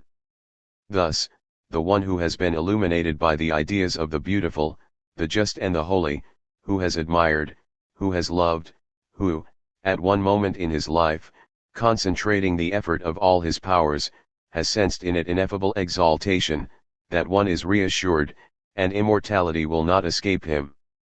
He has lived, that is more comforting for him than to hear it said that he will live. The one, on the contrary, whose heart is eaten up by vice, rots in ignorance and laziness. He who has made a law for himself from iniquity, who has put his human intelligence in the service of his brute passions, that one has betrayed his destiny. He will come to the end without having understood existence. If he calls the priest on his deathbed, he has need of him. The priest, by his allegories, will perhaps succeed in touching that savage soul. At the last moment, he will inspire in him a sublime idea, and it will communicate to him, to his agony, a spark of moral sense. Then alone the sinner will have glimpsed life, and for the little that he had in him of repentance, he will die in peace. 14. X. I said before that the object of art, like that of worship, is to elevate us to immortal beatitude by the stimulation of its pleasures. Permit me to enter into that subject with some explanations. It is above all from the point of view of art that socialism is accused of barbarity, and progress of falsity. It is necessary to know to what extent that double reproach is merited. Someone says to us, what superiority have the moderns achieved over the ancients, in that which concerns works of art? None. From the first leap, human genius, applying itself to the representation of the sublime and the beautiful, was raised to such a height, that it has been impossible to surpass it since. Let us admit that the idea of progress, becoming fundamental to philosophy and the political sciences, regenerates them, but what use can it be to painting and statuary? Will it be enough to say to the artists that by virtue of progress they must, like the mathematicians, be always more profound and more skillful, in order for them to indeed become so? What if the expression, and consequently the conception of the sublime weakened or remained stationary in humanity? Who would dare to say that the idea of the good or the true grew and strengthened? The theory of progress, after having obtained a more or less genuine triumph in the previous questions, runs aground on the last, the most seductive and pitiless, more unfortunate than Ulysses. It is devoured by the sirens, it can do nothing for beauty. Such is the objection, which differs very little from my own judgment, that art, setting aside the period of apprenticeship, is by nature always equal to itself, on a level inferior to its greatest sublimities. In what then and how does it fit into the theory of progress? How does it serve it? How does it furnish its last proof? I am going to try to explain. What morals have revealed to consciousness, in the form of precepts, aesthetics aims to show to the senses in the form of images. The lesson expressed by the logos is imperative in its tenor, and refers to an absolute law. The figure presented to the senses, explicit in its meaning, positive and realistic in its type, refers equally to an absolute. These are two modes of our education, at once sensible and intellectual, which touch in consciousness, differing between them only in the organ or faculty that serves as their vehicle. To perfect oneself by justice or to make oneself holy, by observing the temporal law, and by developing it in its entire truth. Such is the end indicated to man by morals, to perfect himself by art, or, if I dare to make use of that familiar expression, to make himself beautiful, by purifying unceasingly, following the example of our soul, the forms which surround us. Such is the object of the aesthetic. One teaches us temperance, courage, modesty, brotherhood, devotion, labor, and justice, the other purifies us, protects us, surround us with splendor and elegance. Is it not always the same function, proceeding from the same principle, and tending to the same end? It is to start low, you say, to make art begin in the bath, with the cutting of the nails and hair. There is nothing small and despicable in all that which relates to the improvement of humanity. Didn't morals commence with the defense of human flesh and bestial love? It is a question at present of knowing how that theory of art has been understood and practiced, and how it would be suitable for it to be practiced from now on. In the beginning, man posited his ideal far from himself, he made it concrete, personified it, and called himself the image of a sublime and beautiful being that he named God. At that moment religion, morals, worship, art, and the marvelous were all confounded, and we could predict, the gods having been so conceived, what the artists and poets would become. Among the Greeks, the first images carved were those of divine persons, the first poetry sung was inspired by religion. The gods were beautiful, of a finished beauty, their images had to be beautiful, and all the efforts of the sculptors would tend to give them a typical perfection, which, in approaching divinity, ended by having nothing of man in it. Worship and art identified themselves to the point that for a time statues were only made for the gods. It would have been almost a sacrilege to make ugly mortals partake of the honors reserved for eternal beauties. All the rest was dealt with as a consequence. Poetry was called the language of the gods, until their last days the oracles were rendered in verse. To speak in prose, in a profane language, in the temples, would have been a great impropriety. Thus the theory of art among the Greeks resulted entirely from religion. It imposed itself on their successors, it has reigned until our day. The artist, according to that religious theory, sought in everything the most beautiful, at the risk of leaving nature and missing reality. Its aim, as Raphael expressed it, was to make things, not such as nature produces, but as it should produce them, but does not know how and cannot. It was not enough for him to reveal, by his work, the thought of the Absolute, he tended to reproduce it, to realize it. It is thus that, the imagination always tending towards their ideal, the Greeks arrived, in the expression of the beautiful, at a point that has never been equaled, and perhaps will never be equaled. It would be necessary to equal and surpass the Greeks, that like them we should believe in the gods, that we should believe in them more than the Greeks, and it is that which is impossible. The people shared the ideas and the sentiment of the artists.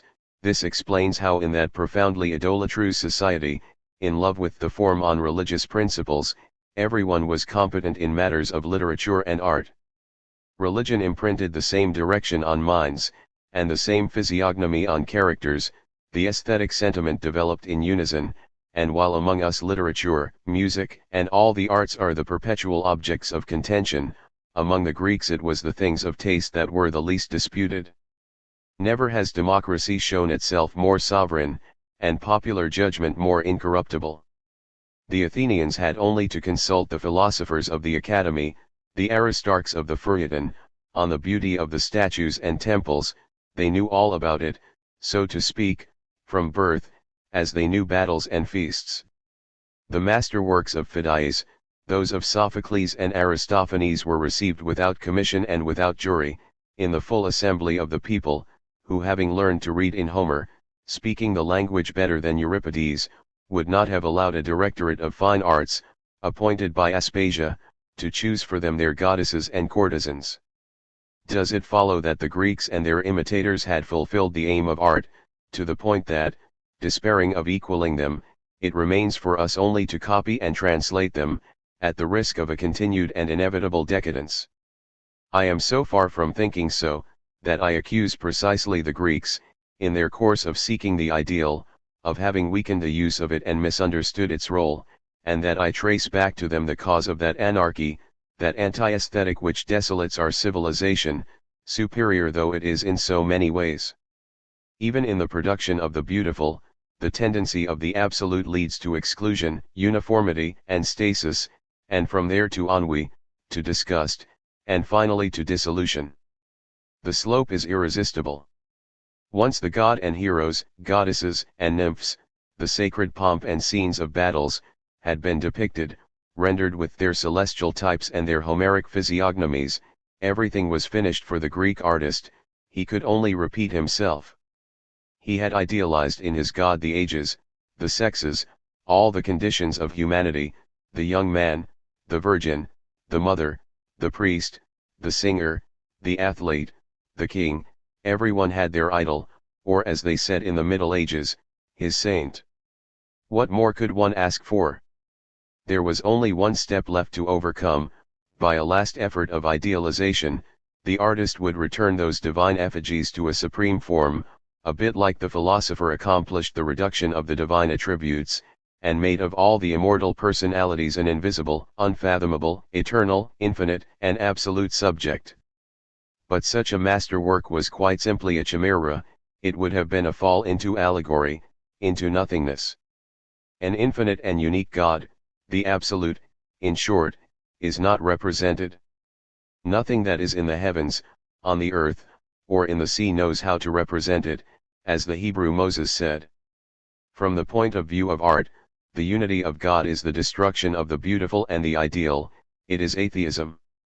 Thus, the theory of art, as the Greeks conceived it, led from ideality to ideality, that is from abstraction to abstraction, straight to the absurd. It could avoid it only by inconsequence. How this would have surprised that philosopher of the ideal, Plato, if it had been demonstrated to him, by Socratic reasoning, that all of his philosophy rested on one or the other of these two negations, the negation of God or the negation of beauty. Divine Plato, these gods that you dreamed do not exist. There is nothing in the world greater and more beautiful than man. But man, rising from the hands of nature, is miserable and ugly. He can only become sublime and beautiful through gymnastics, politics, philosophy, music, and especially, something which you hardly appear to doubt, the ascetic. 15. What is the beautiful? You have said it yourself, it is the pure form, the typical idea of the true. The idea, as idea, exists only in the understanding, it is represented or realized with more or less fidelity and perfection by nature and art. Art is humanity. Insofar as we live we are artists, and our craft is to raise in our persons, in our bodies and in our souls, a statue to beauty. Our model is in ourselves, those gods of marble and bronze that the vulgar adore are only some of its yardsticks. Gymnastics includes dance, fencing, wrestling, running, equitation, and all the exercises of the body. It develops the muscles, increases flexibility, agility, and strength, gives grace and prevents excess weight and illness.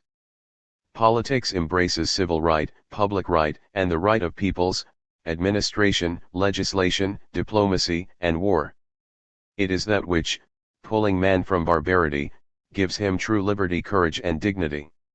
Philosophy teaches logic, morals, and history, it is the path of science, the mirror of virtue, and the antidote of superstition. Music, or the cult of the muses, has for its object poetry, oratory, song, the playing of instruments, the plastic arts, painting, and architecture. Its end is not, as you suppose, O wise Plato, to sing hymns to the gods, to raise temples to them, to erect their statues, to make sacrifices and processions. It is to work at the deification of men, sometimes by the celebration of their virtues and beauties, sometimes by the execration of their ugliness and their crimes. It is necessary then that the sculptor and the painter, like the singer, cover a wide diapason, that they show beauty by turns radiant and shadowed, across the whole extent of the social scale, from the slave to the prince, and from the plebs to the senate. You have only known how to paint the gods, it is necessary to represent the demons as well. The image of vice, like that of virtue, is as much within the domain of painting as of poetry, according to the lesson that the artist wants to give. Every figure, beautiful or ugly, can carry out the aim of art. Let the people, recognizing itself in its misery, learn to blush for its cowardice and to detest its tyrants. Let the aristocracy, exposed in its oily, obscene nakedness, be lashed all over its body, in punishment for its parasitism, its insolence, and its corruptions. 16. Let the magistrate, the military man, the merchant, the peasant, let men of all the conditions of society, seeing themselves by turns in the heights of their dignity and their baseness, learn, by the glory and shame, to rectify their ideas, to correct their mores, and to perfect their institutions. And let each generation, registering thus on canvas and in marble the secret of its genius, arrive at posterity with no other blame or apology than the works of its artists. This is how art must participate in the movement of society, how it must provoke it and follow it. And it is for having misunderstood that goal of art, for having reduced it to nothing but an expression of a chimerical ideal, that Greece, elevated by fiction, would lose the knowledge of things and the scepter of ideas. A time would come, O Plato, when the Greeks, having put all beauty in the gods, would find themselves totally without it, and forget even the sentiment of it. A sad, coarse superstition taking hold then of their minds, one would see the descendants of those who had once worshipped such beautiful deities, prostrate themselves before a hoary and deformed god, covered in rags, the type of misery and ignominy. 17. One would see them, for love of that idol, hate beauty and make themselves vile and ugly according to their religious principles. The pious and holy would be recognized by their filth and vermin. Instead of poetry and the arts, inventions of sin, they would practice poverty, making a glory of begging. Gymnasiums, schools, libraries, theaters, academies, works and pomps of Satan, would be devastated and delivered to the flames. The image of a tortured martyr hanging on a gibbet would become for women the most precious of jewels. To be covered in ashes, to mortify oneself with abstinences, to exhaust oneself in prayers, to flee from study as profane and love as impure, that is what they would call the exercise, asceticism, of piety and penitence. And that religion, that liturgy, those mysteries, O Plato, that would be the religion of the Logos, and in the name of the Logos, reason would be detested, beauty cursed, art anathematized, philosophy and philosophers thrown into the flames and dedicated to the infernal gods. Humanity then, bent under an infamous superstition, and believing itself odious and fallen, would be afflicted with a systematic and fatal degradation. There would be no more ideal, neither within man nor outside him, therefore, no more poetry, no more oratory, no more art, and especially no more science. As much as Greece had elevated itself with the worship of its first gods, so much, under the yoke of its new lord, it would be abased. For man does not raise himself up in reason and virtue, except as attracted by beauty, and his faith would consist of denying that beauty, which should make his joy and his triumph. An absolute and inexpressible God, manifested in a sickly and dishonored incarnation, man declared impure, deformed and vile from birth. Once again, what aesthetic, what civilization could arise from that horrible dogma? However, the decadence would not be eternal. These degenerate men would have learned two things, which would one day make them greater and better than their fathers. The first is that before God all men are equal, consequently that by nature and providence there are no slaves. The second is that their duty and honor is to labor. What neither gymnastics, nor politics, nor music, nor philosophy, bringing together their efforts, knew how to do, labor will accomplish. As in the ancient ages the initiation to beauty came by way of the gods, so, in a remote posterity, beauty will be revealed anew by the laborer, the true ascetic, and it is from the innumerable forms of industry that it will demand its changing expression, always new and always true. Then, finally, the Logos will be manifested, and the human laborers, more beautiful and more free than the Greeks ever were, without nobles and without slaves, without magistrates and without priests, will form all together, on the cultivated earth, one family of heroes, thinkers, and artists. 18. 11.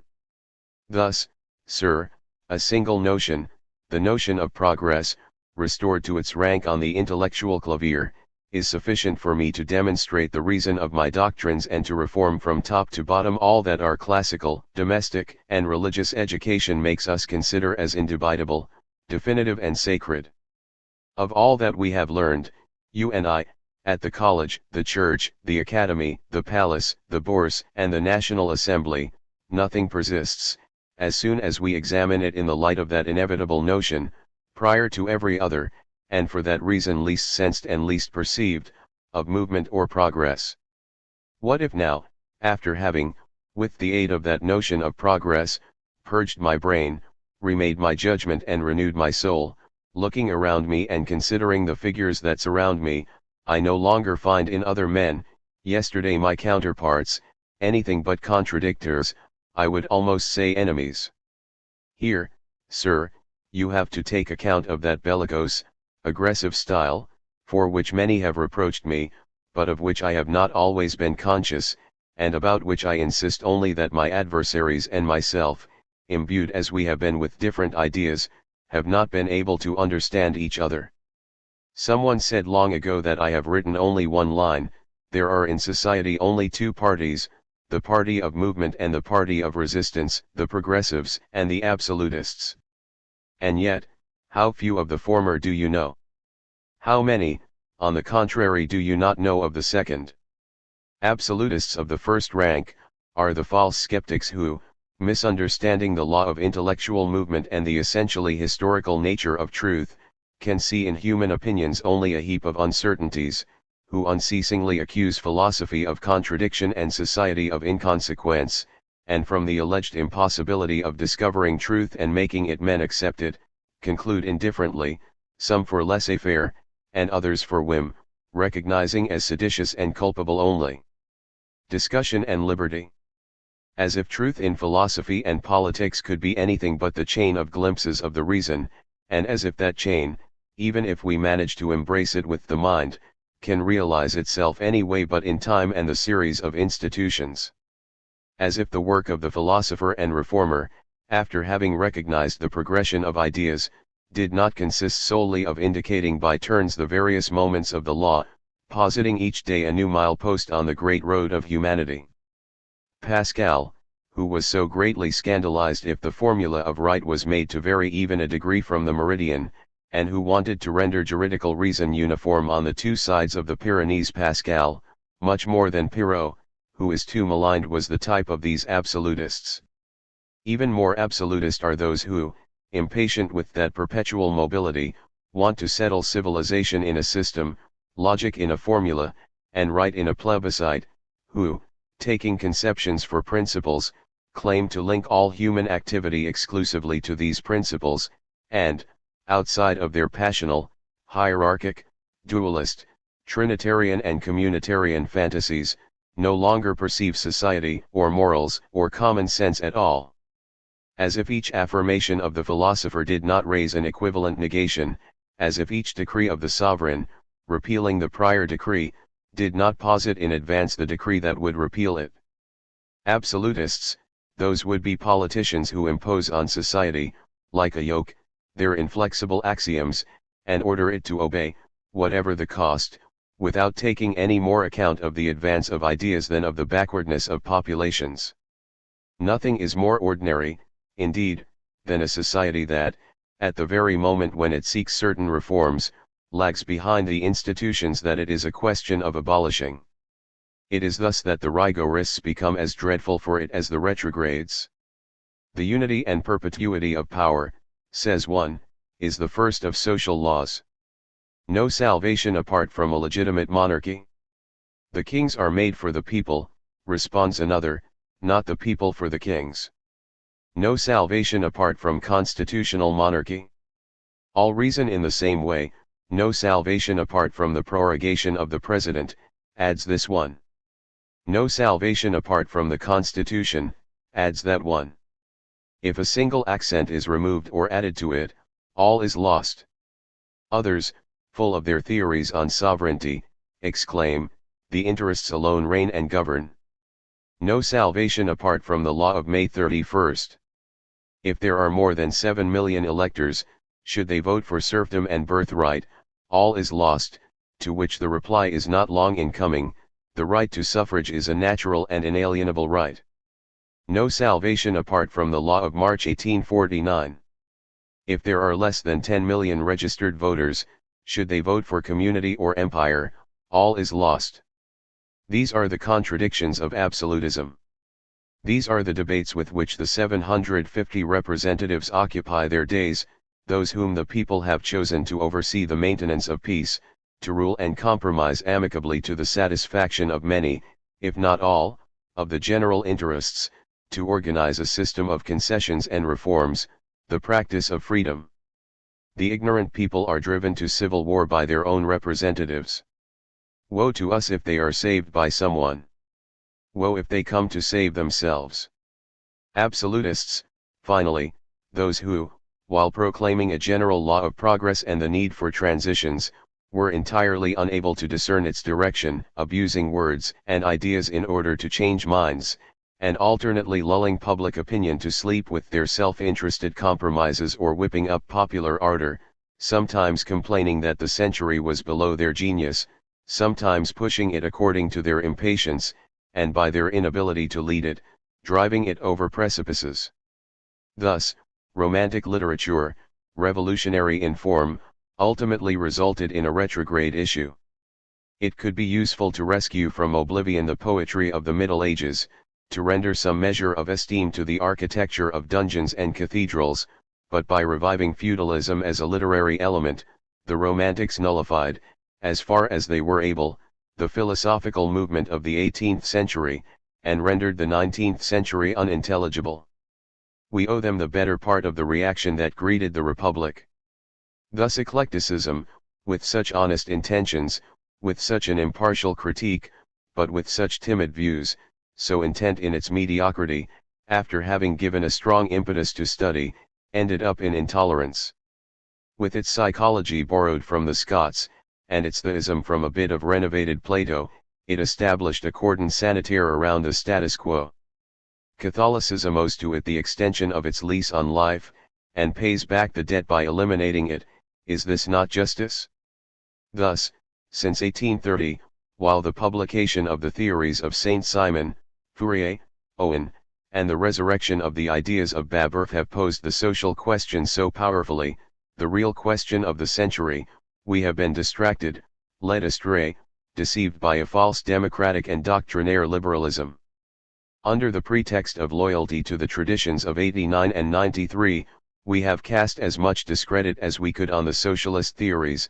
Instead of aiding the investigation, we have suppressed it. Doubtless it was necessary to redeem and avenge the men of the grand epoch. The progress of our generation was accelerated by all the justice which was rendered to them.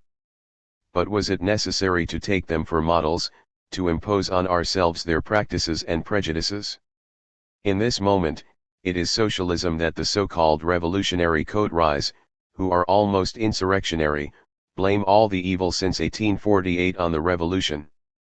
They say that if the revolution had not existed, the revolution would not have brought about the counter-revolution. Also, and do not mistake it, that old democracy aspires only to save society from socialism one last time, and regrets not having saved it better in 1848. Thanks to that absurd distinction between the Socialist Party and the Revolutionary Party, a handful of dictators have sworn, as one says in his patriotic zeal, the extermination of socialism, the suppression of progress. Do you know where the blindness of the Neo-Jacobins would push us? To a reaction without limits, of which they would not be the heroes, but the victims, but of which, to top off their misery, they also would not have the right to complain, since they would have been its accomplices. 19. Progress is to know, to foresee. Those who were charged with realizing progress in 1848 were all, for various reasons, men of the past. Is it surprising that they have not known how to make the future? Convinced today by their own confessions of having seen in the revolution only a change of functionaries, they have brought on themselves a fatal decline. Any attempt to return, that would not justify an explicit conversion, would be a crime on their part. Liberty is wealth, it is nobility. We have cast the electoral right to the Murt de Fame, as Brétain said, they have responded like slaves. What is astonishing about that?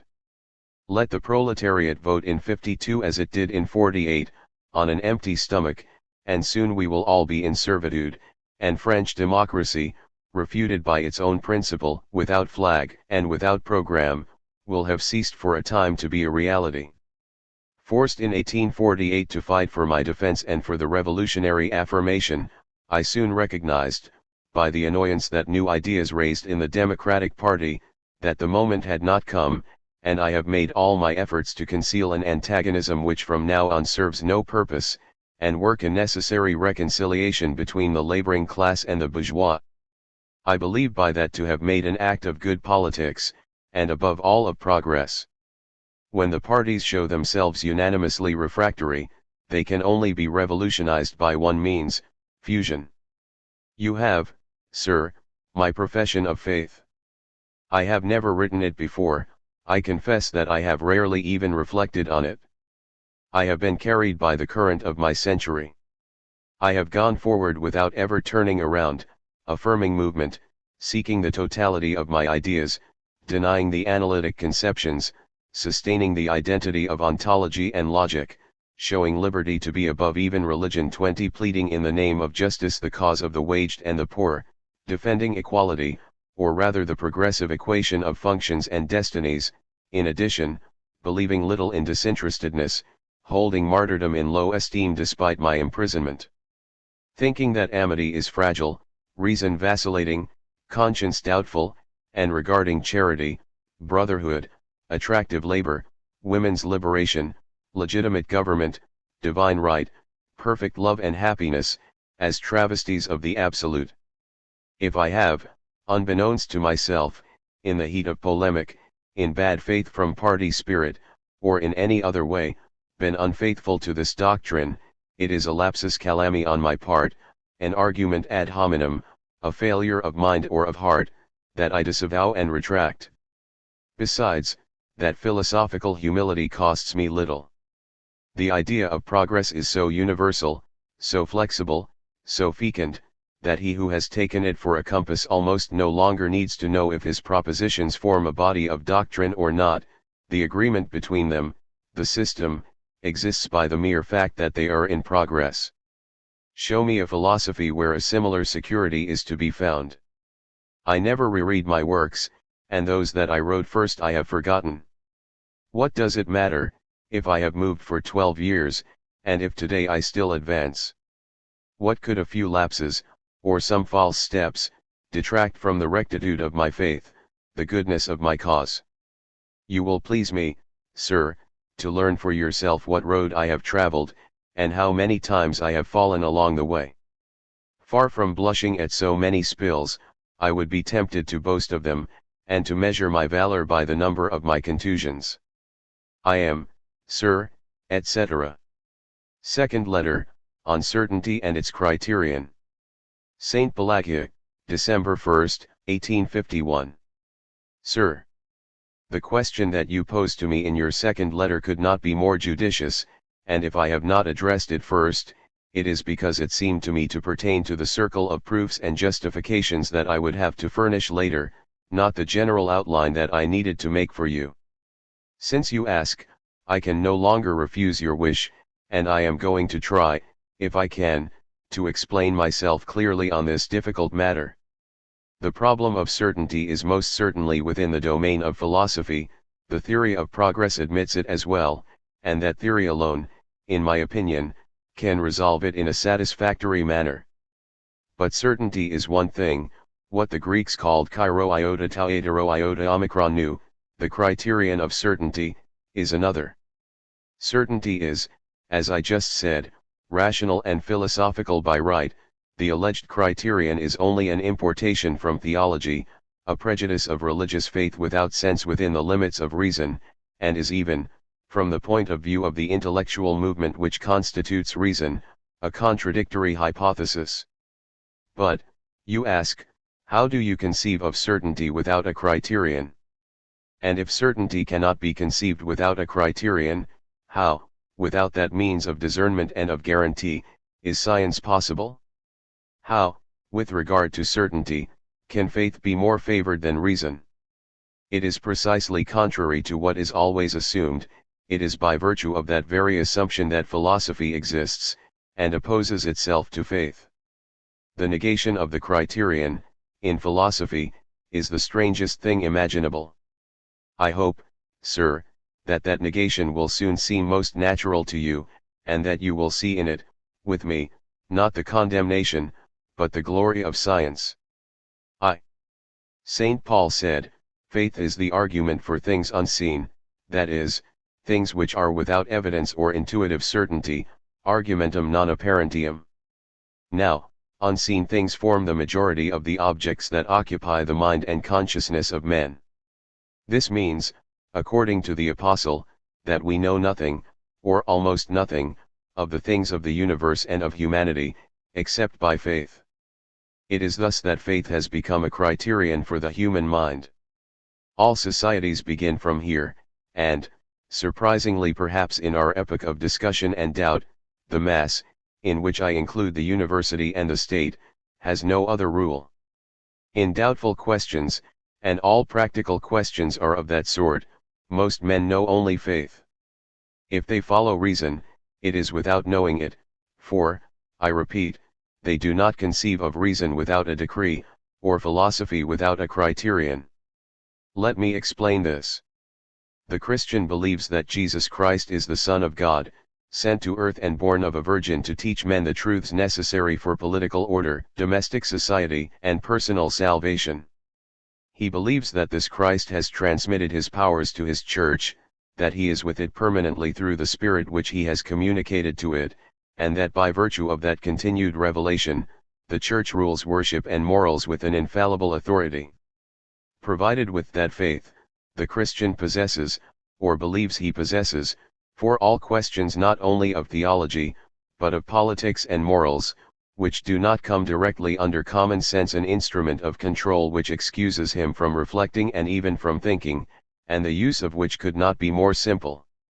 It is only a matter of comparing the controversial questions, either with the words of Christ reported in the Gospels, or with the ecclesiastical interpretation, the value of which is equal for the Christian. Every proposition that confirms the Gospel or that supports the Church is true. Every proposition that refutes the Gospel or that condemns the Church is false. Every proposition on which neither the Gospel nor the Church has pronounced is irrelevant.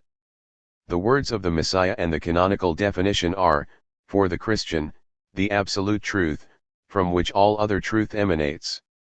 Here is, consequently, the criterion.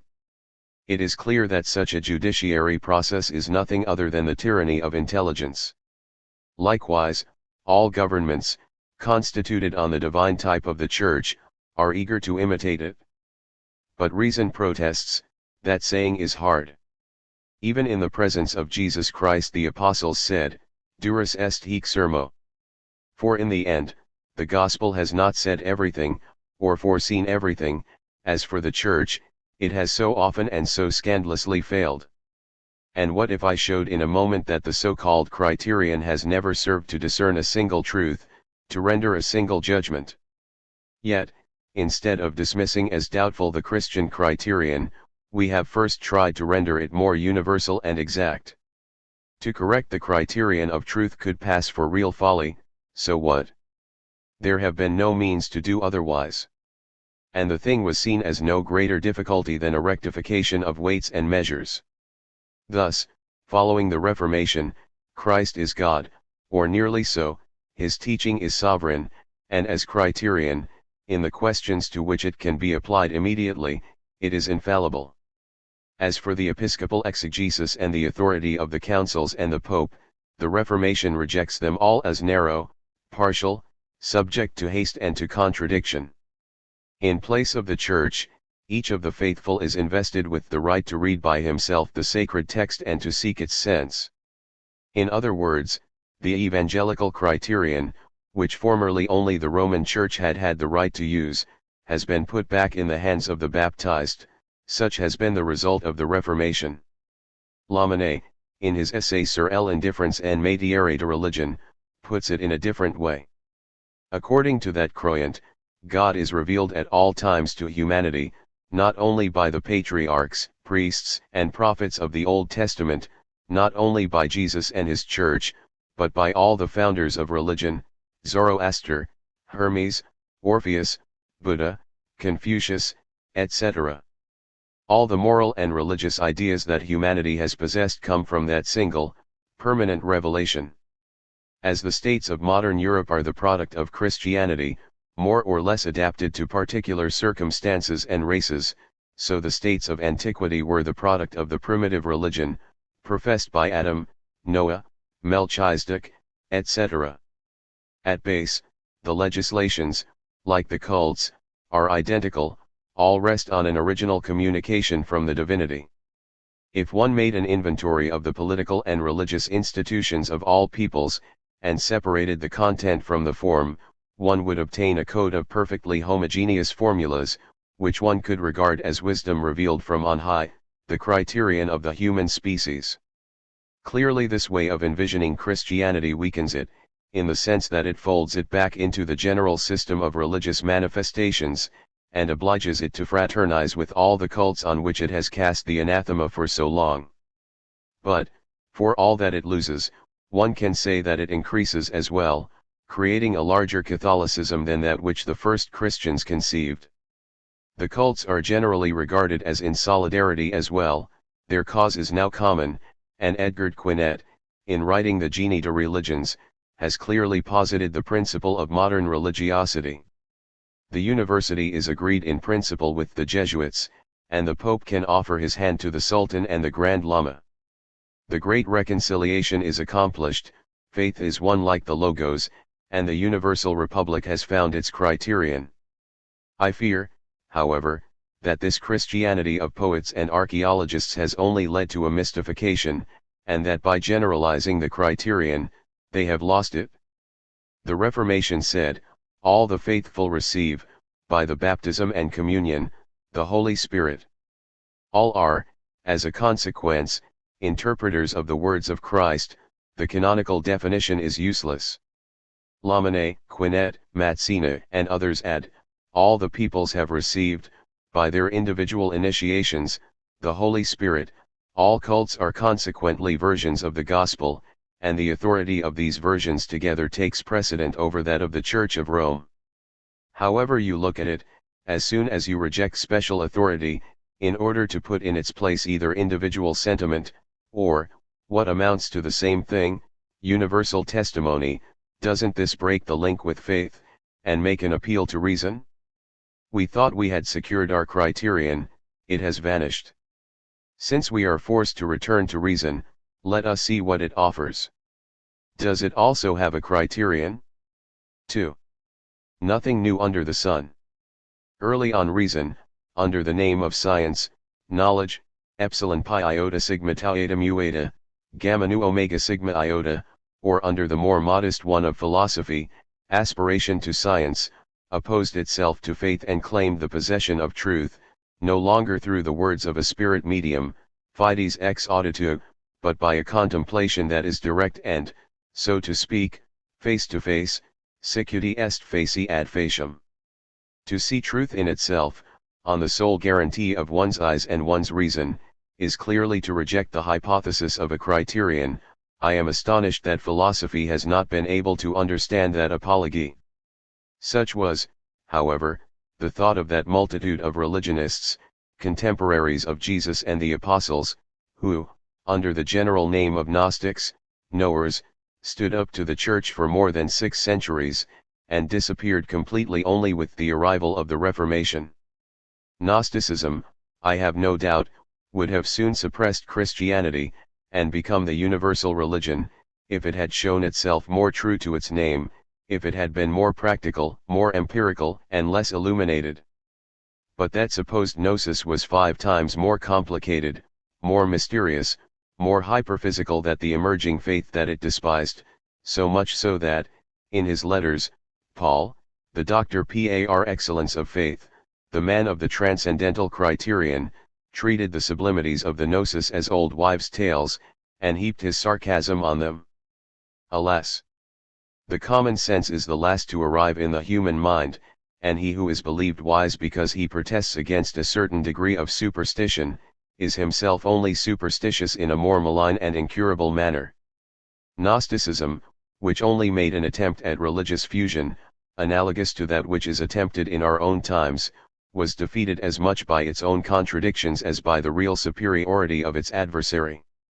Those who claimed to have a direct knowledge were persuaded to experience only the chimeras of their own brains, and now more than ever one will call for a preservative against the illusions of the ins Phalon. Thanks to them, science has been postponed for 15 centuries. It would never have developed, if it had depended on the modern theosophists. It was with Bacon and the Renaissance that science was formed, apart from the supernatural and the absolute, experimental, positive, certain and, I dare say, without criterion. I will first explain this apparent paradox. You will see soon how, after the example of the Greeks, the moderns could put back into question the certainty of knowledge, and how their minds, incompletely purged of theological notions, fell again into the criteriomania of the ancients. All that exists, I said in my first letter, is necessarily in evolution. Everything flows, everything changes, modifies, and transforms itself unceasingly. Movement is the essential condition, almost the material, of being and thought. There is nothing fixed, stable, absolute, or invincible, except the very law of movement, that is the relations of weight, number, and measure, according to which all existence appears and conducts itself. Here, the philosophy of progress absorbs that of Pythagoras, and gives it its rank and character. Thus, the entirety of the universe is identical and adequate to the entirety of the series or evolution. For example, the entirety of animal existence is contained in the period included between conception and death. The living being, in whatever moment of that period, is only a fraction of itself. It follows from this that all actuality is imperfect and unreal, always representing only a movement of the evolution, a term in the series, in short a fraction or approximation of existence, conveying only incompletely the law. The law in itself is thus definite, and we can have an exact idea of it by successive observations of the partial manifestations that reveal it. But nothing sensible, nothing present, nothing real can ever represent it. Such a realization, at a given hour, is contradictory. There is then no specimen of movement possible, no exact and authentic copy. The archetype, Plato said, is and always will be only an idea. No power knows how to obtain a standard. If it is thus for existence considered in its plenitude, if reality exists only fractionally in relations and in things, it follows that we can know well the law of our thoughts, the rule of our actions, the system of our evolutions, the course of our institutions and of our mores, that we conform as best we can, in the exercise of our liberty, to that law, to that rule, to that system, to that providential course, that we can finally, in the practice of life, render equitable judgments, but that we can never render these judgments just. God himself could not do it. His reason, just like ours, only pronounces correctly on the ensemble, never on the details. On that condition only can one say, with the psalmist, that divine judgments are absolute, justificata in semitipsa. Let us render this more sensible by some examples. The idea of value is elementary in economics, everyone knows what is meant by it. Nothing is less arbitrary than this idea. It is the comparative relation of products that, at each moment of social life, make up wealth. Value, in a word, indicates a proportion. Now, a proportion is something mathematical, exact, ideal, something which, by its high intelligibility, excludes caprice and fortune. There is then, on top of supply and demand, a law for comparison of values, therefore a rule of the evaluation of products. But that law or rule is a pure idea, of which it is impossible, at any moment, and for any object, to apply precisely, to have the exact and true standard. Products vary constantly in quantity and in quality, the capital in the production and its cost vary equally. The proportion does not remain the same for 2 instants in a row. A criterion or standard of values is thus impossible. The piece of money, 5 grams in weight, that we call the franc, is not a fixed unity of values, it is only a product like others, which with its weight of 5 grams at 9/10 silver and 1/10 alloy, is worth sometimes more, sometimes less than the franc, without us ever being able to know exactly what is its difference from the standard franc. On what then does commerce rest, since it is proven that, lacking a standard of value, exchange is never equal, although the law of proportionality is rigorous? It is here that liberty comes to the rescue of reason, and compensates for the failures of certainty. Commerce rests on a convention, the principle of which is that the parties, after having sought fruitlessly the exact relations of the objects exchanged, come to an agreement to give an expression reputed to be exact, provided that it does not exceed the limits of a certain tolerance. That conventional expression is what we call the price. Thus, in the order of economic ideas, the truth is in the law, and not in the transactions. There is a certainty for the theory, but there is no criterion for practice. There would not even have been practice, and society would be impossible, if, in the absence of a criterion prior and superior to it, human liberty had not found a means to supply it by contract. From economics, let us pass on to morals. Justice, according to Roman law, consists in rendering to each what is due to them, suum cuique. I will hold myself to that definition, in order to avoid all dispute. The law of justice is absolute, the civil law, written or usager, rests on it. No one ever disputes the validity of that law. On the other hand, the world resounds with complaints against its applications. Where then is the criterion? I observed in my first letter that the maxim, do unto others as you would have them do unto you, is not an instrument for exact assessment, since it would be necessary to know what we should legitimately desire to be done to us. The economic formula that socialism substitutes for that ancient adage, to each according to his capacity, to each capacity according to its product, is more certain, since it poses at once the right and the duty, the benefit and its condition. But it is no more a criterion than the other, since, according to what has just been said about value, we never know exactly what a thing is worth, or what a man deserves. I profoundly respect property, as I respect every institution, every religion. But those who accuse socialism of wanting to abolish property, and who have taken such useless care to defend it, would be deeply embarrassed to say how they recognize, with certainty, that such a thing is the property of such a one, and that there is not another right to that thing. What, in a word, is the criterion of property? If some element of revelation must have had to intervene in human judgments, it is definitely in those which concern property. How much land and how much personal property must return to each? It seems to me that at that question the big eyes of our conservatives are troubled, and that their selfish side is disconcerted. Is it conquest, first occupation, which creates property? I observe that force does not make law, and that at the first occasion I would know, without further ado, to take my revenge. Is it the institution of the state? I respond that what the state has made, the state can unmake, and as I have the greatest interest in the thing, I am going to try to make myself master of the state. Is it labor? I ask, what should the wages of labor be? If each has labored? If those who have labored have received what is due to them, quoque sum, neither more nor less. Some philosophers who think themselves profound, and who are only impertinent, imagine that they have found a flat refusal of the principle of equality, which forms the basis of the anti-proprietary critique. They say that there are not two equal things in the whole universe. Very well. Let us admit that there have not been two equal things in the world, at least one will not deny that all have been in equilibrium, since, without equilibrium, as without movement, there is no existence. What then is the equilibrium of fortunes? What are its minima and its maxima?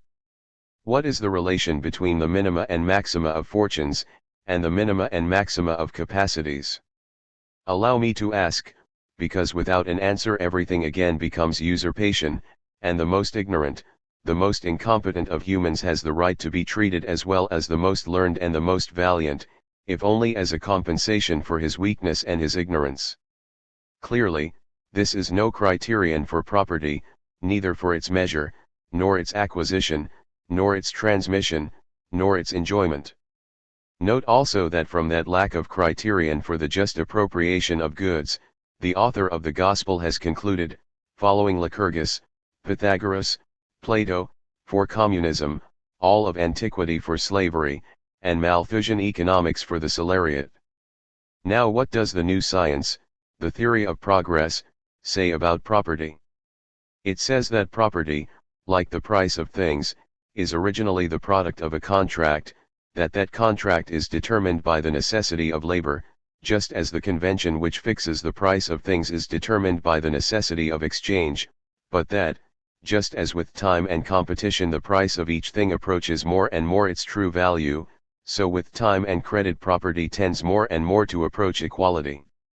Only, while the price of merchandise, or the just remuneration of the laborer, generally reaches its normal rate in a rather short period, property only arrives at its equilibrium after a much longer time, somewhat as if one compared the annual movement of the earth to the revolution of the equinoxes.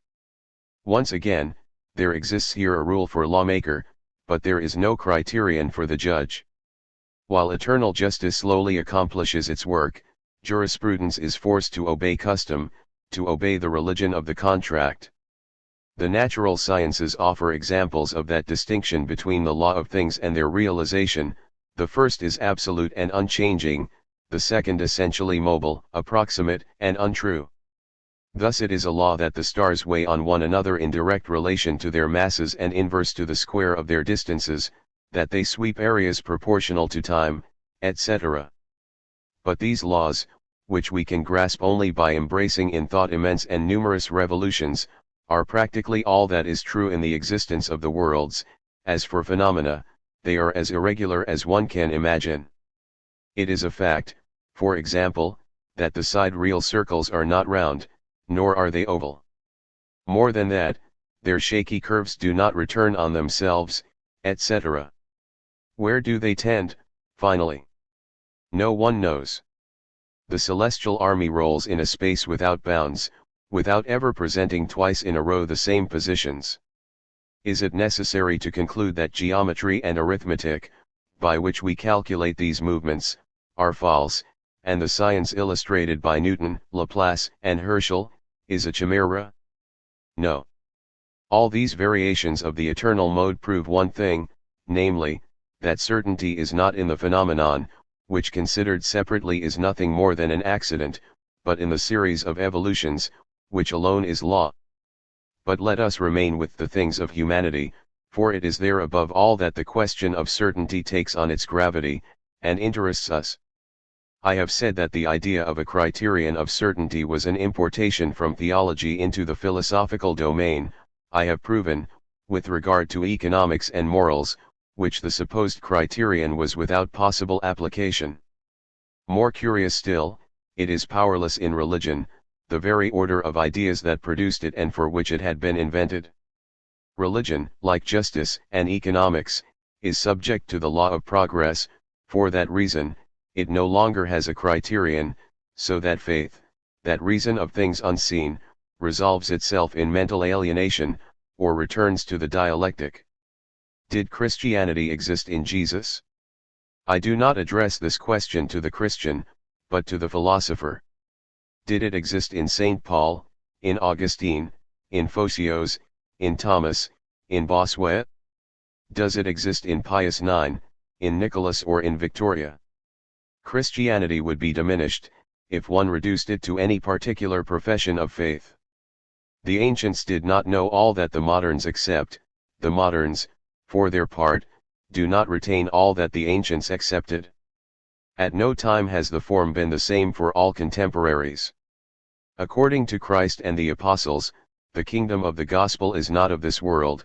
According to Hildebrand and the Ultramontans, the Pope, elevated above all power, is the master of the world. According to the Greeks and the Anglicans, the natural head of the church is the head of state. All these oppositions can be equally justified by tradition, by scripture, and by the general system of religions, and it would not be difficult to show that the difference of opinions on the independence or the subordination of the temporal power leads to a similar case in dogma. Who is one to believe, Christ speaking for himself, or the Church affirming its supremacy? Gallicans who separate the two powers, or Russians and Anglicans who reunite them. All that is equally a part of Christianity, and it is in perfect contradiction. Which becomes the criterion? The theory of progress alone can give a reasonable explanation of the variations of the Christian faith, but on the condition that Christianity loses its absolute character. That theory considers Christianity as a current of opinions, which formed in the time of Alexander all across Greece and the Orient, which grew and became complicated by a multitude of tributaries, from Augustus to Theodosius, which divided next at Photius, which, under the name of Catholicism, seemed to reach its apogee, from Gregoire VII to Boniface VIII, which subdivided again with Luther, which finally, while frightened of its own movement, attempted to fix itself at Trent, and, killed as Catholicism by the negation of its inevitable mobility, went on to be scattered and lost, as Protestantism, in the sands of American democracy. To know Christianity is not to affirm such and such a system of dogma, more or less harmonically combined and aiming for stasis. It is to have traveled and visited the Christian river, first in its Oriental, Jewish, Egyptian, Greek, Latin, Germanic, and Slavic sources, then in its tumultuous and so often divided course, and finally in the innumerable offshoots where it little by little lost its character and disappeared. Religion, like the state, like all human institutions, manifests itself in a series of essentially opposed and contradictory terms. It is for this reason alone that it is intelligible. Its true criterion is its variations.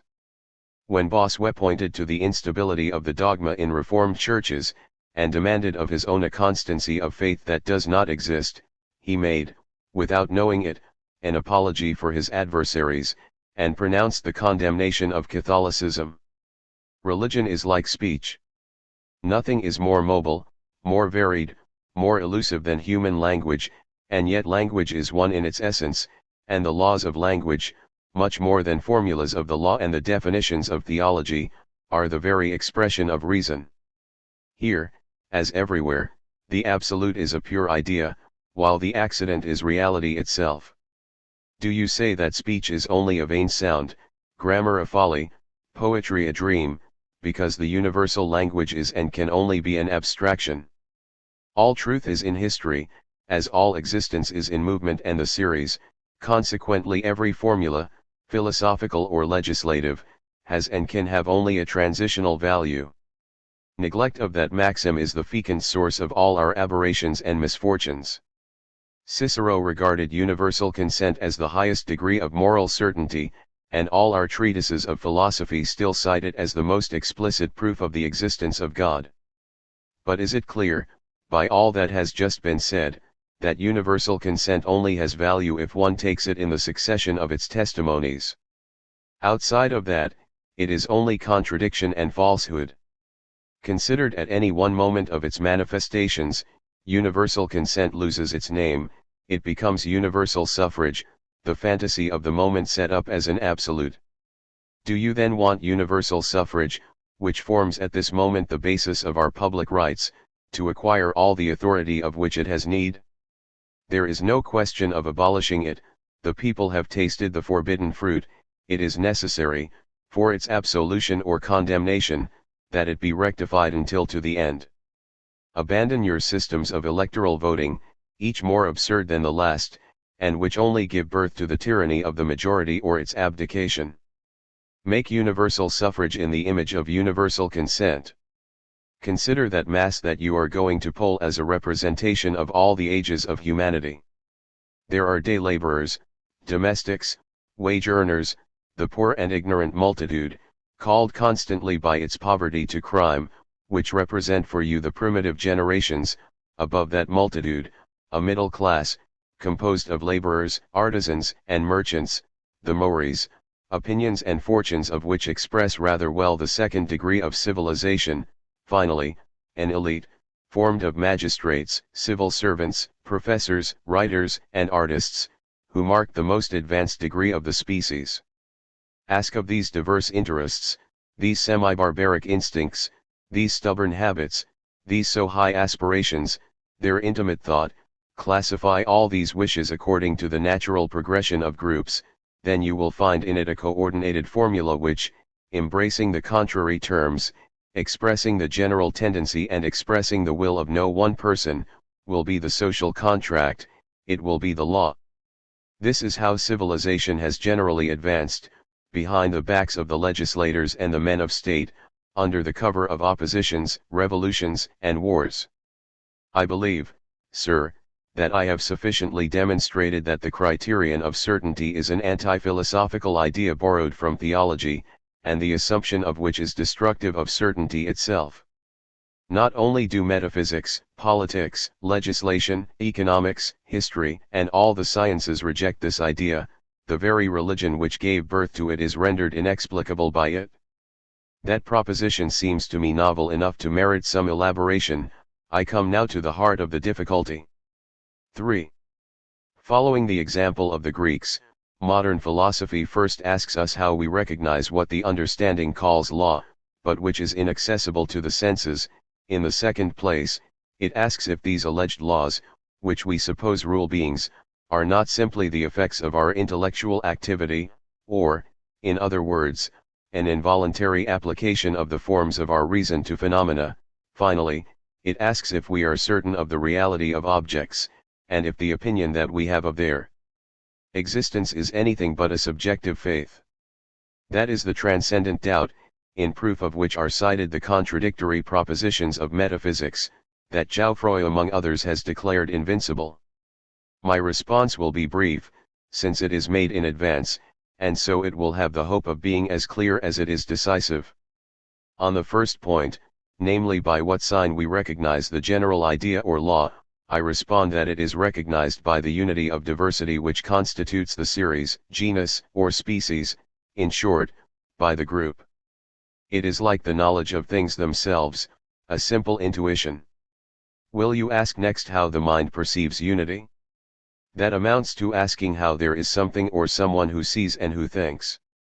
I will not respond to that question any more than to this other: how does something exist?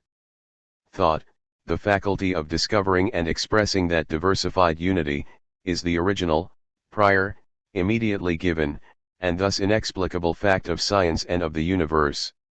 Without the faculty of perceiving unity, there is no more thought, no more consciousness, no more existence, nothing more at all. I am, I think, I possess unity. Or, leaving aside that grammatical personality, which is itself only an accident, something is, something thinks, something is one, all these propositions are identical for me. They signify that the essential condition of my thought is to see the law, and to see only the law. I do not prove that perception, I affirm it with Descartes, and with Malebranche, as I think only by virtue of my faculty to perceive unity.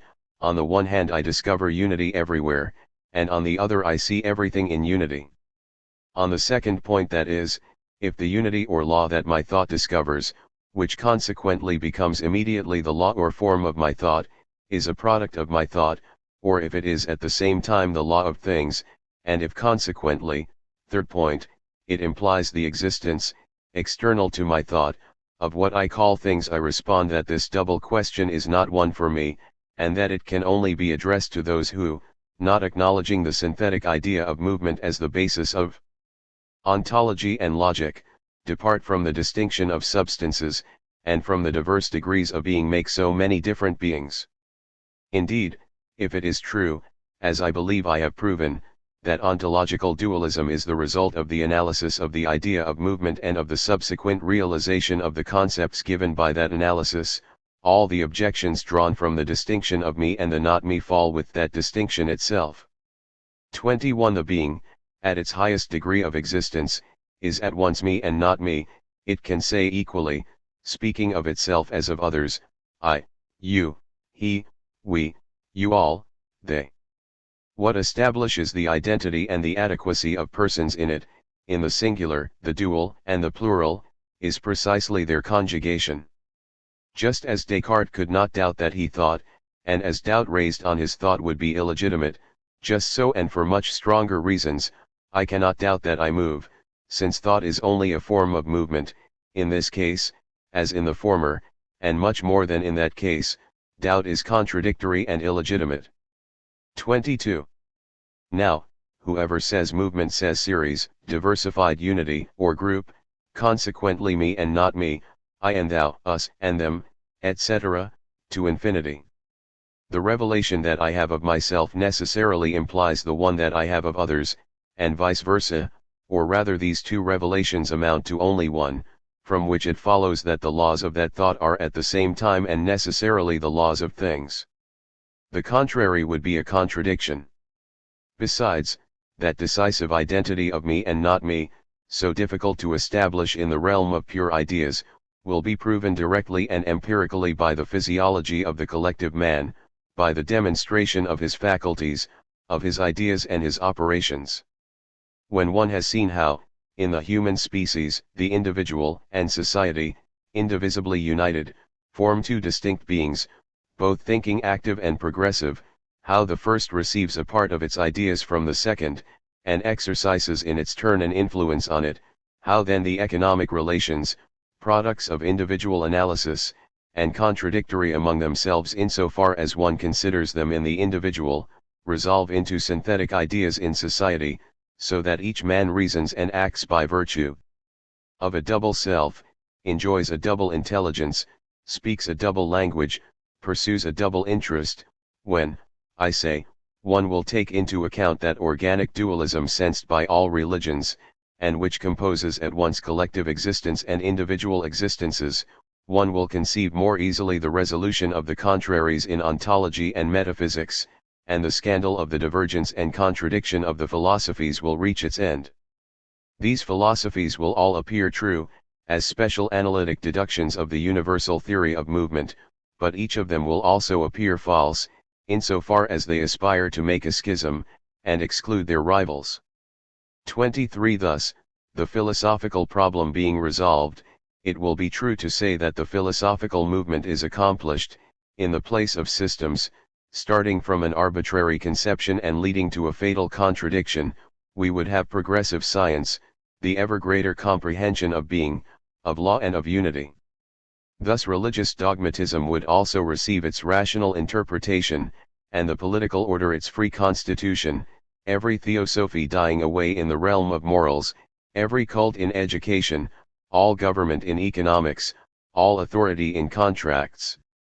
Thus, finally, we would know why, the economic science having until recently been lacking, general equity must arrive so late, why the humanitary evolution which ended a first time, for the cults at the fall of polytheism, for politics at the ruin of Roman Empire, had to begin again with Christianity, feudalism, and modern philosophy, why, in a word, leaving aside the progress of industry and the sciences, civilization has been for 15 centuries only a repetition. Since the theory of interests had been neglected, it was necessary for us to copy everything, to repeat everything from the Romans and the Greeks, from the antique tyranny up to eclecticism, from slavery to communism, from the most ferocious superstition to mysticism, the Kabbalah and Gnosis. Now nothing remains for us to take. The tradition is exhausted, and we are forced to become original in our turn, and to continue the movement. But nothing in nature is produced without pain, the last revolution of humanity did not escape that law. The interests, surprised in their foolishness, are frightened, superstition roars, pedantry bellows, the status quo protests. These are triumphant symptoms, which indicate to us that the revolution penetrates, that it acts on and possesses society. Sleep in peace, reformers, the world has no need of you.